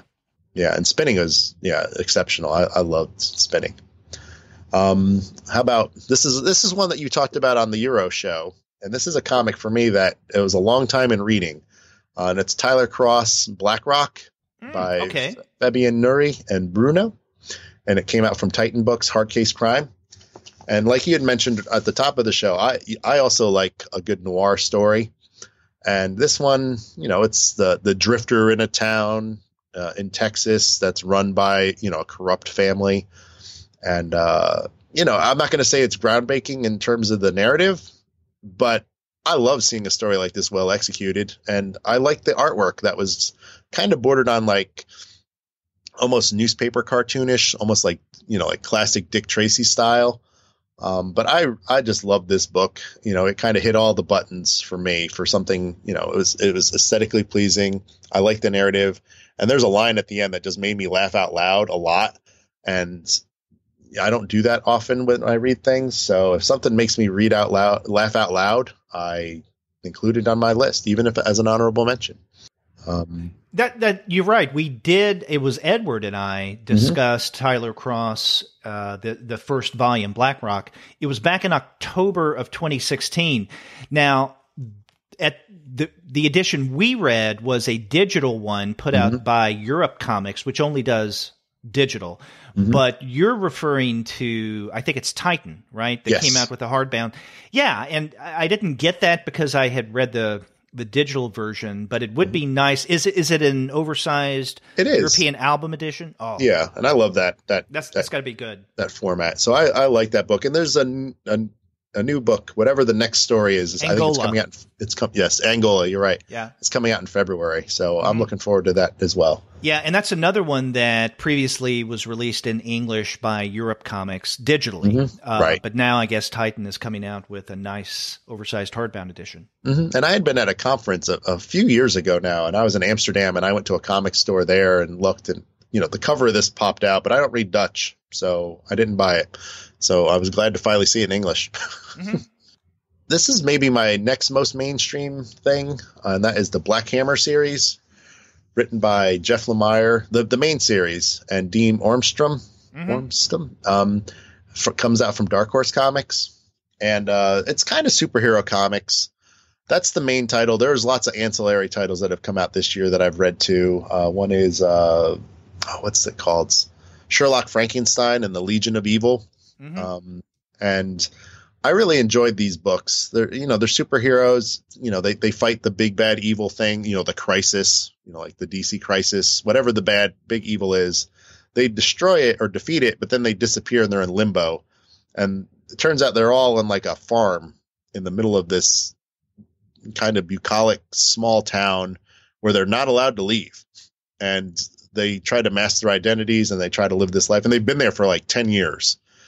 And the people on their world are kind of looking for them. But they're all kind of types too. Which, one of them is kind of like a Captain America type. One's like a Madame Xanadu type. One's kind of like a Martian alien superhero type. One's a little girl, kind of like in the mold of like Mary Marvel, like a little, she's an adult woman, but in little girl form. Right. And she's kind of stuck that way, which is frustrating for her. And she has to pretend to be the daughter, even though she's just as old as the Captain America figure who has to pretend to be the dad. And she drinks like a sailor and swears like a sailor at him, but she can't do it in public because, people would know. So it's an interesting book. It's got lots of dynamics to it that I find fascinating, and I'm still really hooked. And plus it's got a horrible, we talked about Cthulhuese, the kind of interdimensional dread little girl with a tentacle face. So it's a good pun and a good character. It's interesting in that I could have sworn that Black Hammer was a title that has appeared in the past couple of years on our favorites list, if not one of the 10 favorites, then an honorable mention. But no, and that's surprising to me. Now, we did review the first 2 issues of Black Hammer, Kunka and I, back in August of 2016.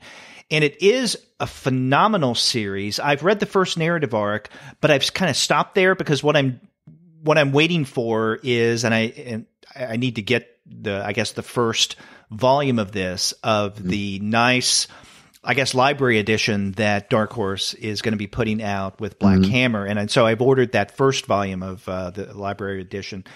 So I haven't read past the first arc because I'm waiting to consume a good chunk of the story at one time. I got you. Or over a relatively constrained period of time.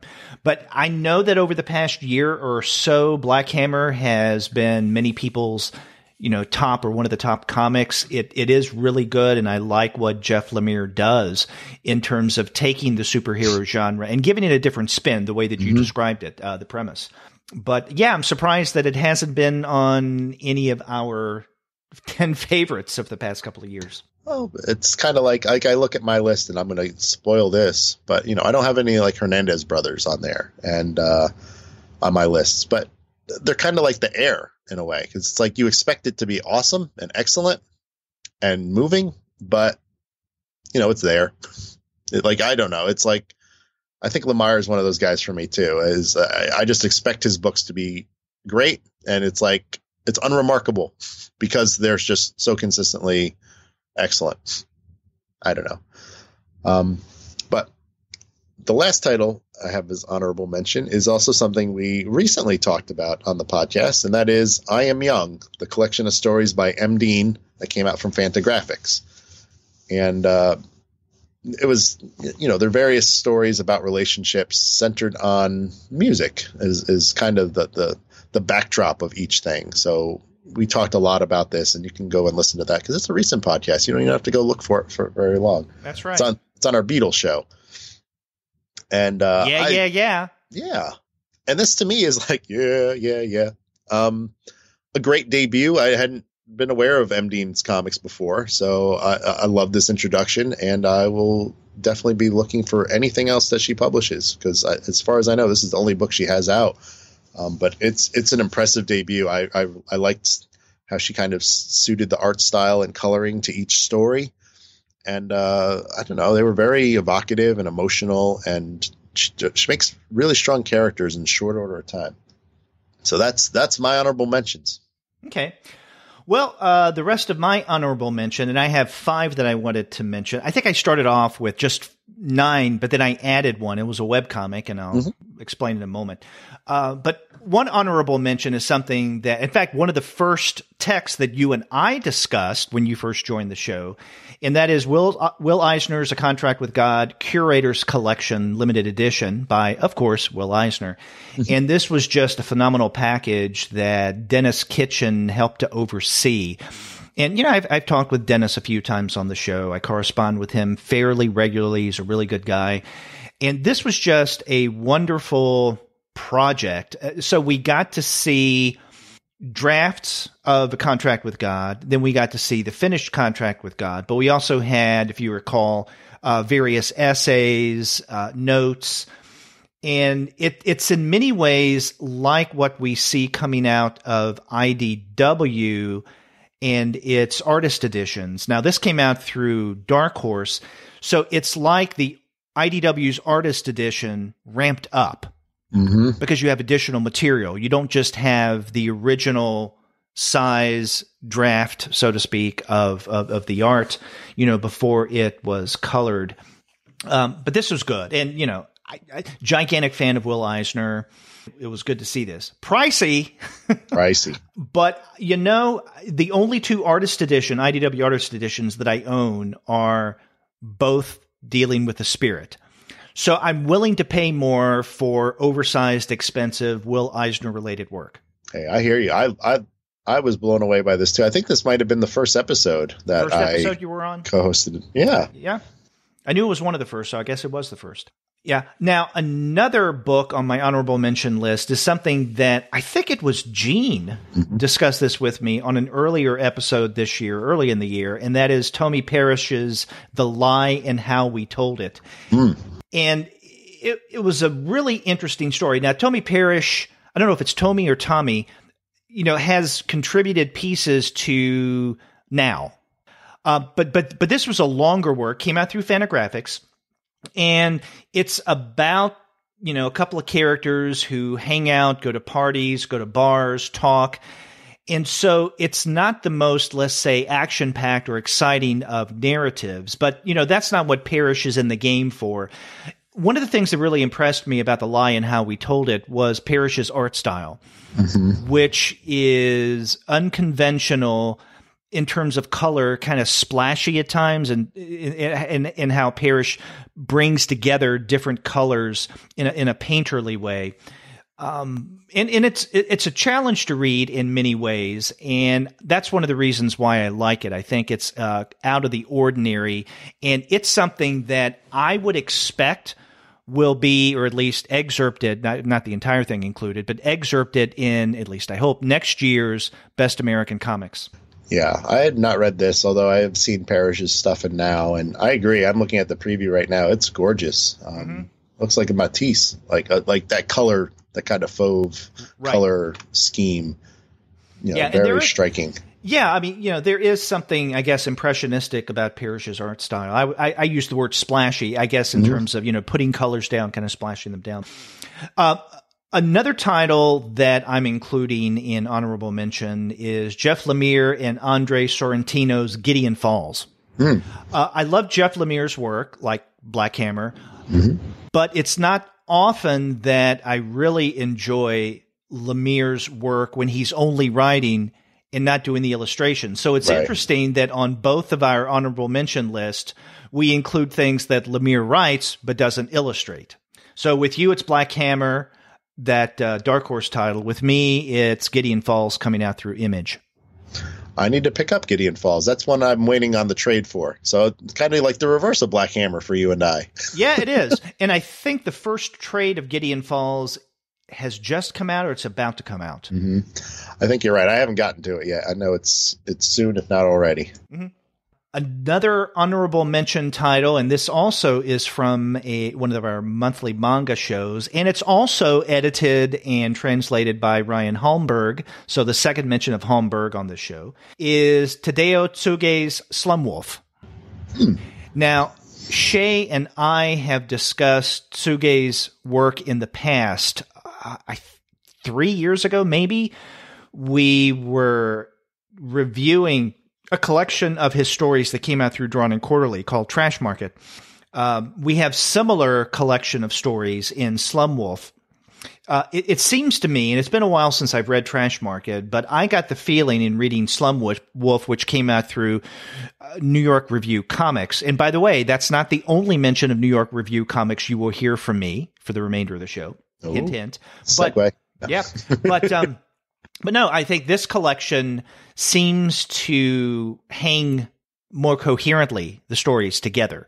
Thematically, what they do, and I think much of the way that the cohesion comes through is by Holmberg's editing, but also the essay that he includes in the back where he specifically points out how all of these stories, or most of the stories, really work well together, and that's in many ways why he chose to include the ones that he did in Slum Wolf. So that's something, I don't know if you're familiar with Tsuge's work, but I really love it. I haven't read a lot of it, just the two collections, Trash Market and Slum Wolf. And I think the occasional story that I will see included in maybe other anthologies, like recently, one of his stories was included in the Indian journal Verite. It was really good, and also some things online. But that's another one of my honorable mention. And my last one, this is the aforementioned webcomic that I wanted to include. And you've pointed out a couple of entries on your either favorite or honorable mention list that are webcomics or webcomic related. And I felt kind of bad at first, like, oh, I don't have any webcomics this year. But one webcomic that really stood out to me, and this is something that Sean and I discussed a few months ago, and this is Sarah Volta's Alchemilla. And it can be found at Alchemilla Comic, and that's one word, ALCHEMILLA comic.com. And it's a strange fantasy, if you want to call it that. It's about the struggles and encounters of a character named Valo, who I described when we reviewed it as a problematic adventurer. And a colleague of his, someone that he was really good friends with, Fabulous, who is a magical counselor of a crisis center for fantastical creatures. And at the very beginning of this webcomic, which began in 2016, and it's still going on now. I think the last entry was just not that long ago, just a couple of days ago, if you want to check it out. But when we first are introduced to the world of Alchemilla, we see Fabulous sitting in a circle with various fantastical creatures about their problems. And he's helping them work through it. And so just the premise, that part of this webcomic's premise, I think, is hilarious. There's more to it than that. And then pretty soon we find the character Valo, who comes into the story. And little by little, we learn about the relationship, the past relationship and friendship between Fabulous and Valo, and even the problematic aspects of their relationship and why they haven't seen each other in a long time. But it's a lot of fun. But another thing about Alchemilla that really hit me is Volta's art. So when you get the time, check it out. That's alchemillacomic.com. Yeah, it looks great. I'm looking at the first couple pages of it online right now, and it's fantasy, but in a beautiful way. All right. So now, the final two from each of us. The final two.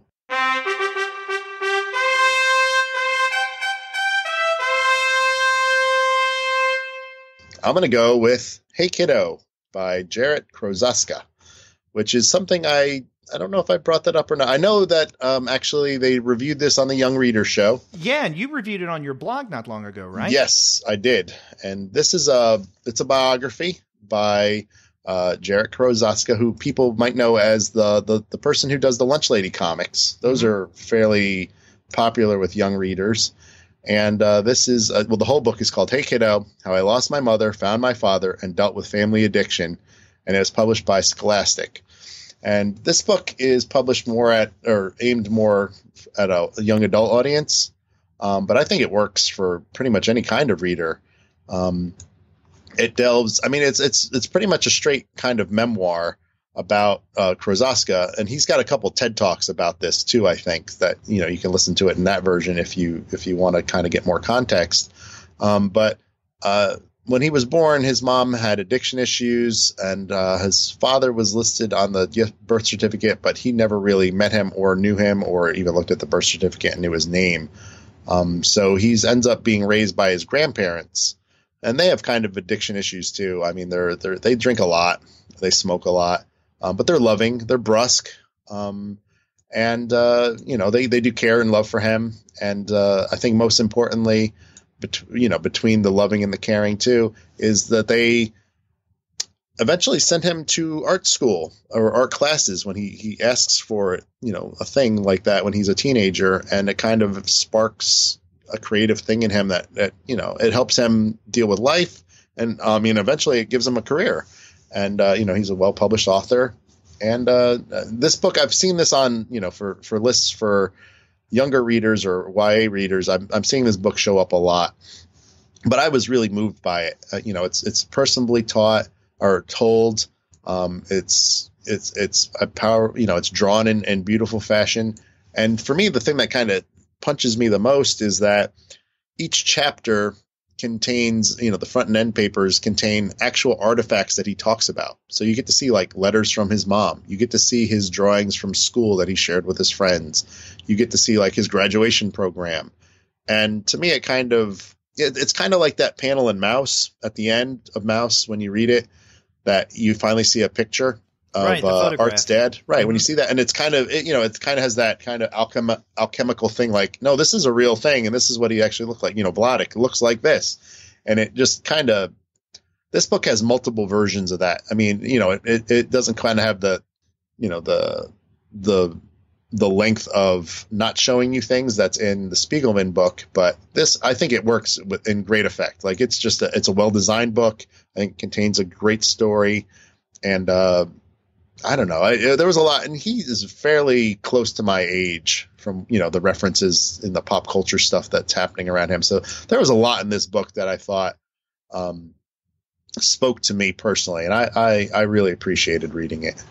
Yeah, well, I know that Gwen and Crystal talked highly of it, and you reviewed it on your blog, and now you're mentioning it as one of your 10 favorites. So it's something I definitely should check out.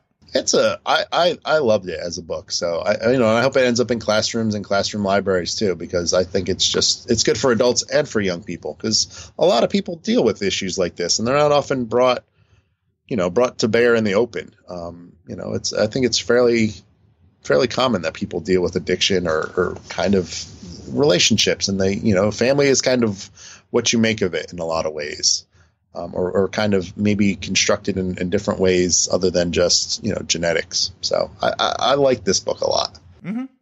Well, my next book, and I consider it maybe in the upper echelons of my favorites for 2018, is The Complete Berlin by Jason Lewis. Now, granted, most of what we see in The Complete Berlin came out before 2018, but we did see, one or two, maybe 3 issues of Berlin this year, and most importantly, the final wrap-up and then collection of the storyline. And this is something that Lutz began back in spring of 1996, and it ran for about 24 issues. It was planned to be 24 issues, but it ended up being 22. So he pared it down, but not that much. And he published these through Drawn and Quarterly, and then this year he Drawn and Quarterly late summer, early fall released The Complete Berlin, and I had the pleasure of having Jason on the show back in late September to talk about it. And it was fun to talk with him, not only about the content of the story, about what was going on with various characters and whatnot, but also the marathon run, if you want to call it that, of having created Berlin for so long. I mean, something that began in 1996. And I have every issue individual issue of Berlin, but I definitely wanted to get the complete volume, which is this nice big tome in hardback. A lot of fun reading it. And I think to a large degree, this would also fall under that category that I was describing earlier of a realistic fictional narrative. Although the thing about Berlin is that it's historically anchored. And so this is fiction that's realistic, but it's also historical fiction. And for those who may not be aware of Berlin, it takes place around the time or right before the rise of National Socialism in Berlin. And it's about various characters, and, some of whom are Jewish, some aren't, and what they experienced during this time, primarily in the 1930s, leading up to the beginning of World War II. This was a phenomenal project, and this kind of stands out in many ways like the last issue, or I guess now book, of Palookaville that came out last year, in that it wraps up a story that was a long time in coming, that was serialized for quite a number of years. And, with Seth, it was the serialization of Clyde Fans that he wrapped up. And by the way, Clyde Fans, I want to review this on the show, comes out, the complete Clyde Fans comes out, I think it's winter of next year. Okay. So that's something we can look forward to. But like the wrap up last year of Seth's Clyde Fans, now this year we have Lute's final Berlin. Yeah, and I've only ever read I have the first trade collection I don't have the issues. I mean, I'm definitely aware of it. Yes, I have City of Stone, and I've read that. I haven't read anything past that. But I agree. I mean, that's been a while. That came out 15 years ago, something like that. Yeah. And the thing that I applaud, not only Jason Lutz, but I guess especially his publisher, Drawn and Quarterly, is that at the same time that they released the complete Berlin, they also released the third volume, paperback volume of Berlin, City of Light, because they had already released the first two paperback collections of Berlin, City of Stones and then City of Smoke. And it would have been easy for them to do what a number of publishers have done, including Drawn and Quarterly with Seth, and that is not release a final smaller volume of a long series, but to just do the complete. So with Clyde Fans, they started off with individual collections of Clyde Fans, but they're not going to publish, let's say, the second book of Clyde Fans. They're going to publish the complete Clyde Fans. Same thing with what Fantagraphics is going to be doing with Gilbert Hernandez's Maria M. We had a 3 years ago, book one of Maria M. But when I talked with Gary Groth earlier this year on an interview about his Gil Kane book, he said, nope, they're not going to publish book two of Maria M, just the complete Maria M. Right. So if you bought book one, you're not going to get a book two. You're on the hook. But you'll get the complete. But you've already got half of that complete. So. Mm-hmm. Yeah, I'm one of those in that camp. I've watched my Amazon cart update multiple times over the past couple of years where it's like, no, that book's coming out. Nope, it's not coming out. Nope, it's coming out then. And now it's coming out in a big version. So. Okay, here we are at I don't know, not the number one, but your final favorite of 2018. It's the last chance for crossover, too. So yeah. Fingers crossed. I picked a book called All the Answers by Michael Kupperman. It's published by Gallery 13. And Kupperman is known for humor comics. He did the long-running anthology, Tales Designed to Thrizzle.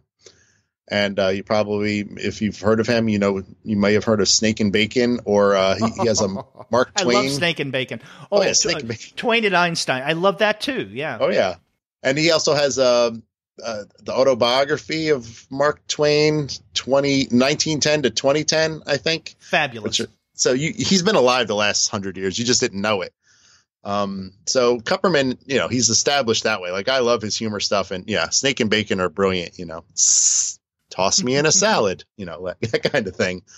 But this is a serious comic. It's nonfiction, And I don't know, have you read this one? Yeah, and in fact, we had Michael on the show for an interview. I think it was Gene did the interview with me back in May.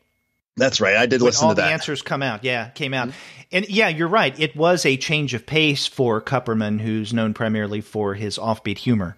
Mm-hmm. And that's one of the things. I mean, I loved reading this book because for multiple reasons. I mean, ostensibly, it's the story of his father, who he figures out through just a random conversation that they have one day while they're watching an Abbott and Costello movie, that he was a celebrity when he was a child. He had been on some quiz show. I think it was called Quiz Kids in the 40s. I think it started as a radio show and then it developed into a TV show. And his father was like this long running member of that show. I think he was on the show for something like a decade. And so he was known nationally as like this little know-it-all smart kid, kind of an exemplar for what, all little kids should be. And so part of the book is that, him talking about his father's career and kind of the early days of television and, celebrity culture is kind of, maybe we know it nowadays, developing.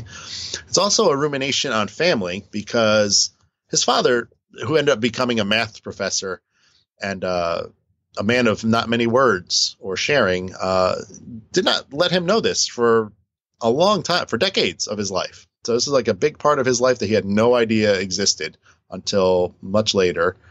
So it's kind of about how families operate. And then a lot of it is also Kupperman pondering whether he should be telling this story. So kind of like the ethics of autobiography and memoir and why he should be telling it, why he shouldn't be telling it. And so he's kind of troubled. And I think as a whole, all of that kind of congealed into some very moving and thoughtful, provocative book for me. And it really worked in a lot of different levels for me. I know it's one. Publisher Weekly has a graphic novels critics poll, and this is the book that got the most votes, and so it's their winner. It's one of their Publisher Weekly best books. So I don't know if it's going to be on other best of lists, but I think it should be. I was moved by it. I was troubled by it. And I think that's the hallmark. And I learned a lot about history from it, too. So I think that's a hallmark of a book I appreciate. So all the answers, Michael Kupperman. You heard it here first. I agree. That was a good book. And I kind of wrestled with the fact that I might or I might not include it in either my 10 favorite list or honorable mentioned. I didn't. So that's not another crossover, unfortunately. But it definitely is one of those books that, if for no other reason, because it's such a change of pace for Kupperman, but I think even more so, as you were pointing out, it's a very moving work of autobiography, or at least, I guess, memoir, about his father and his relationship with his father and what his father went through and how that affects the young Kupperman, even into adulthood, trying to make sense of this and come to grips with his relationship with this. Mm-hmm. Okay, so we don't have any other, we don't have any other crossovers outside of the Box Brown Is This Guy for Real, which is strange. I mean, this is the first time ever on the Comics Alternative that when it comes to our 10 favorites, there's not been one crossover. In other words, none of my top 10 are on your top 10 list, and then vice versa. I mean, again, there's that Box Brown Is This Guy for Real. It was one of your 10 favorites, but it's on my honorable mention. Hey. So, and again, I'm saving it for last, not because I think it's my favorite of 2018, but I do think it's one of the standouts. And actually, Paul and I reviewed this book the same week that we discussed Hartley Lynn's Young Francis. And so that was a memorable week for me on the Comics Alternative. But my last choice for 10 favorites of 2018 comes out from New York Review Comics. As I mentioned, you would hear the publisher again. And this is Chris Reynolds's The New World, Comics from Mauritania. Huh. Now, did you ever read this? I did not, no. Okay. See, if I had, maybe it'd been on my list. It is strange, engaging, and I think quite memorable. It's one that really stands out for me in terms of the experience of reading these various stories. Now, Reynolds is a British cartoonist, and I think he did a lot of this work in the 1980s. And so what New York Review Comics tends to do is to come out with older works, some of which, or I guess most of which, has been translated, originally appeared in another language. This one, originally appeared in English, but I had never read any of Reynolds before. He came out, I think, in the 1990s, maybe, with a collection of 2 stories that was published through Penguin called Mauritania. Mm-hmm. And I didn't know about that. I didn't read it, definitely. So my first exposure to Reynolds and his Mauritania stories was this really nice hardbound collection that came out earlier this year, I guess in May, from New York Review Comics. And to describe what's going on here, it's kind of a challenge. So what I'll do is I will read from, I guess, the press material. It says, after losing a mysterious intergalactic war, Earth is no longer in humanity's control. Blandly, friendly aliens lurk on the margins and seem especially interested in the mining industry. The very rules of time and space seem to have shifted. Mysterious figures suddenly appear in childhood photos. Family members disappear forever without warning. Power outages abound, and certain people gain the power of flight. A helmeted man named Jimmy is somehow causing local businesses to shutter and being closely watched by the trendy new police force, Rational Control. The world is being remade, but in what image? And so this it kind of captures the tone of many of the stories that are in this collection. And another big plus about the New World is that it was edited and designed by Seth. Right. So it does have a Seth-esque look to it. In fact, if you look at the cover, it just stands out Seth. Mm-hmm. That he does the design for this. But these stories are really wild. They're kind of dreamlike in many ways. And if you're looking for narrative coherency, then this may not be the text for you.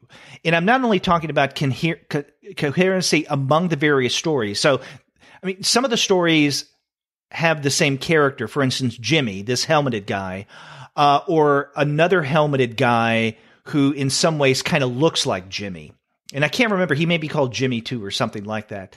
Mm-hmm. So not all the stories are interconnected. But not only that kind of coherency, but even within a particular story, if you're looking at a clear plot line, that one thing logically follows from another in a cause and effect manner, you're going to be frustrated reading these various stories. But it's that frustration, and I think it's the challenge to coherency that drew me so to this collection of stories from Reynolds. And it really was a standout work from 2018. I said on our Thanksgiving show that one of the things that I was very thankful for 2018 especially is New York Review Comics. This is one of the reasons, the New World. Well, it sounds fascinating. Something you're making homework for me, Derek. And you're making homework for me. And in a way, I'm very glad that we really didn't have any crossover other than the Box Brown, because it gives each of us something to look forward to reading and catching up on. Yeah, I got to read a lot more manga. That's one of my takeaways too. I don't think I had any on my list, and I need to catch up with the world. Well, that's one of the reasons why Shay and I started the manga monthly series several years ago.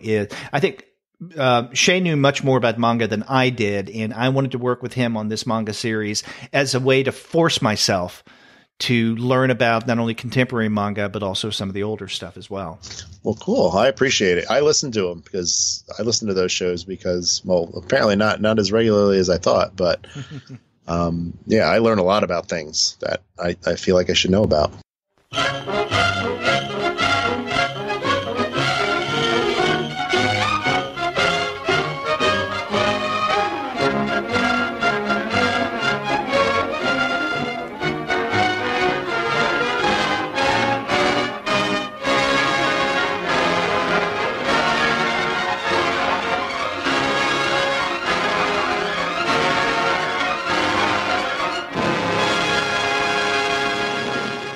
Well, we have wrapped up another year-end favorites episode on the Comics Alternative, and it's fun. As I said at the beginning, it's always something that I look forward to, one of my favorite shows of the year, not only in terms of talking about what each of us considers our favorite, but also that surprise element, right? I didn't know what you were going to mention. You didn't know what I was going to mention.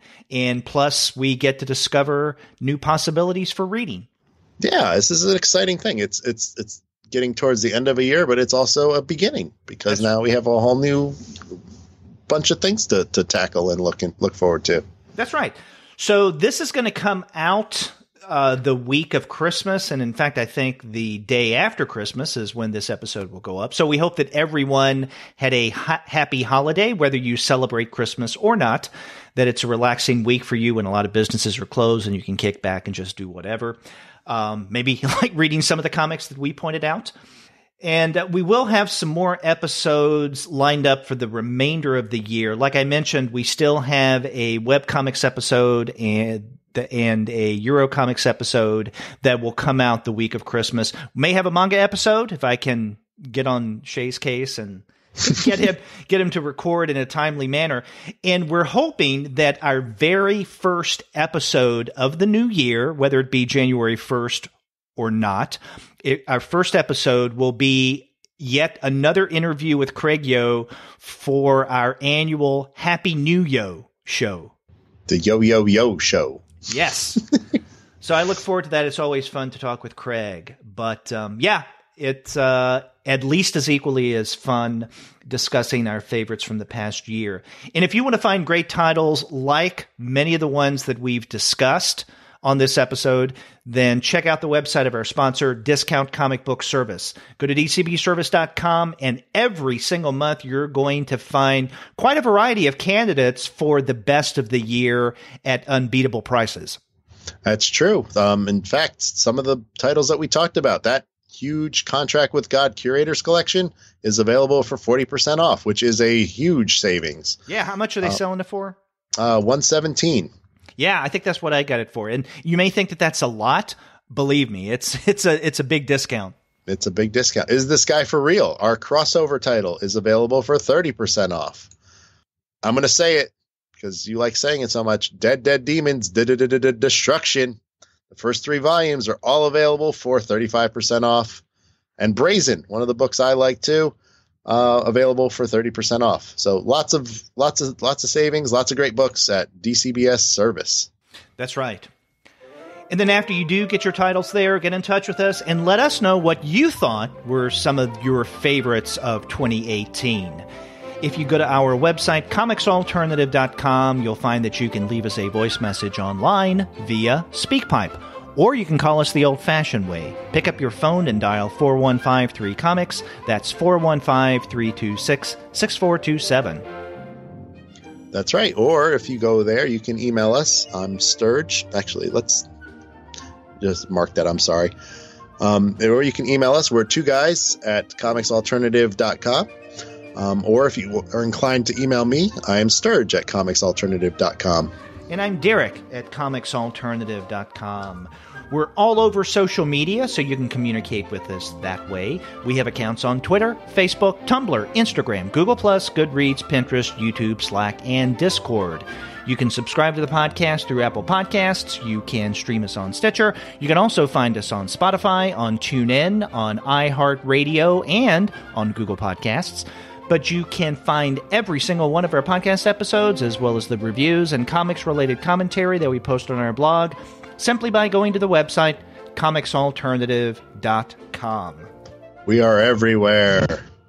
That's right, and we do like to hear from you. That's true. So send us a message or shoot us an email or talk to us. Mm-hmm. And we hope that everyone has a happy holiday. And Sturge, we're recording this before Christmas and New Year's. So that's right. Merry Christmas and Happy New Year to you, my friend. Same to you, Derek. And I was going to say this is our Boxing Day Spectacular, but I forgot to do that at the top of the show. That's right. Yeah, this will be released on Boxing Day.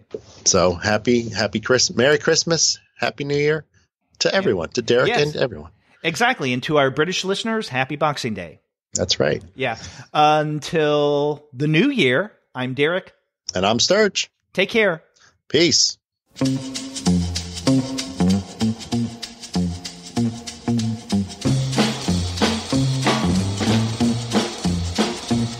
Ding-a-ling, ding-a-ling, ding-a-ling, ding-a-ling, ding-a-ling. Ding-a-ling, ding-a-ling, ding-a-ling. I feel so Christmassy. I feel so mistletoe. Just don't know where this'll go. Ding-a-ling, ding-a-ling, ding-a-ling, ding-a-ling, ding-a-ling. Ding-a-ling, ding-a-ling, when I close my eyes and really try, I can almost see the snowflakes fly.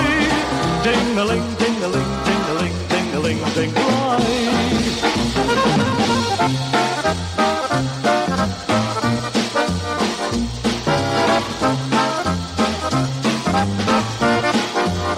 Oh, I feel so mistletoe. Just don't know where this'll go. Ding-a-ling, ding-a-ling, ding-a-ling, ding-a-ling, ding-a-ling. Ding-a-ling, ding-a-ling, when I close my eyes and really try, I can almost see the snowflakes fly. Ding-a-ling, ding-a-ling, ding-a-ling, ding-a-ling, ding-a-ling. Ding-a-ling, ding-a-ling, ding-a-ling, ding-a-ling, ding-a-ling. Ding-a-ling, ding-a-ling, ding-a-ling, ding-a-ling, ding-a-ling. Ding-a-ling, ding-a-ling, ding-a-ling, ding-a-ling, ding-a-ling. Ding-a-ling, ding-a-ling, ding-a-ling, ding-a-ling, ding-a-ling.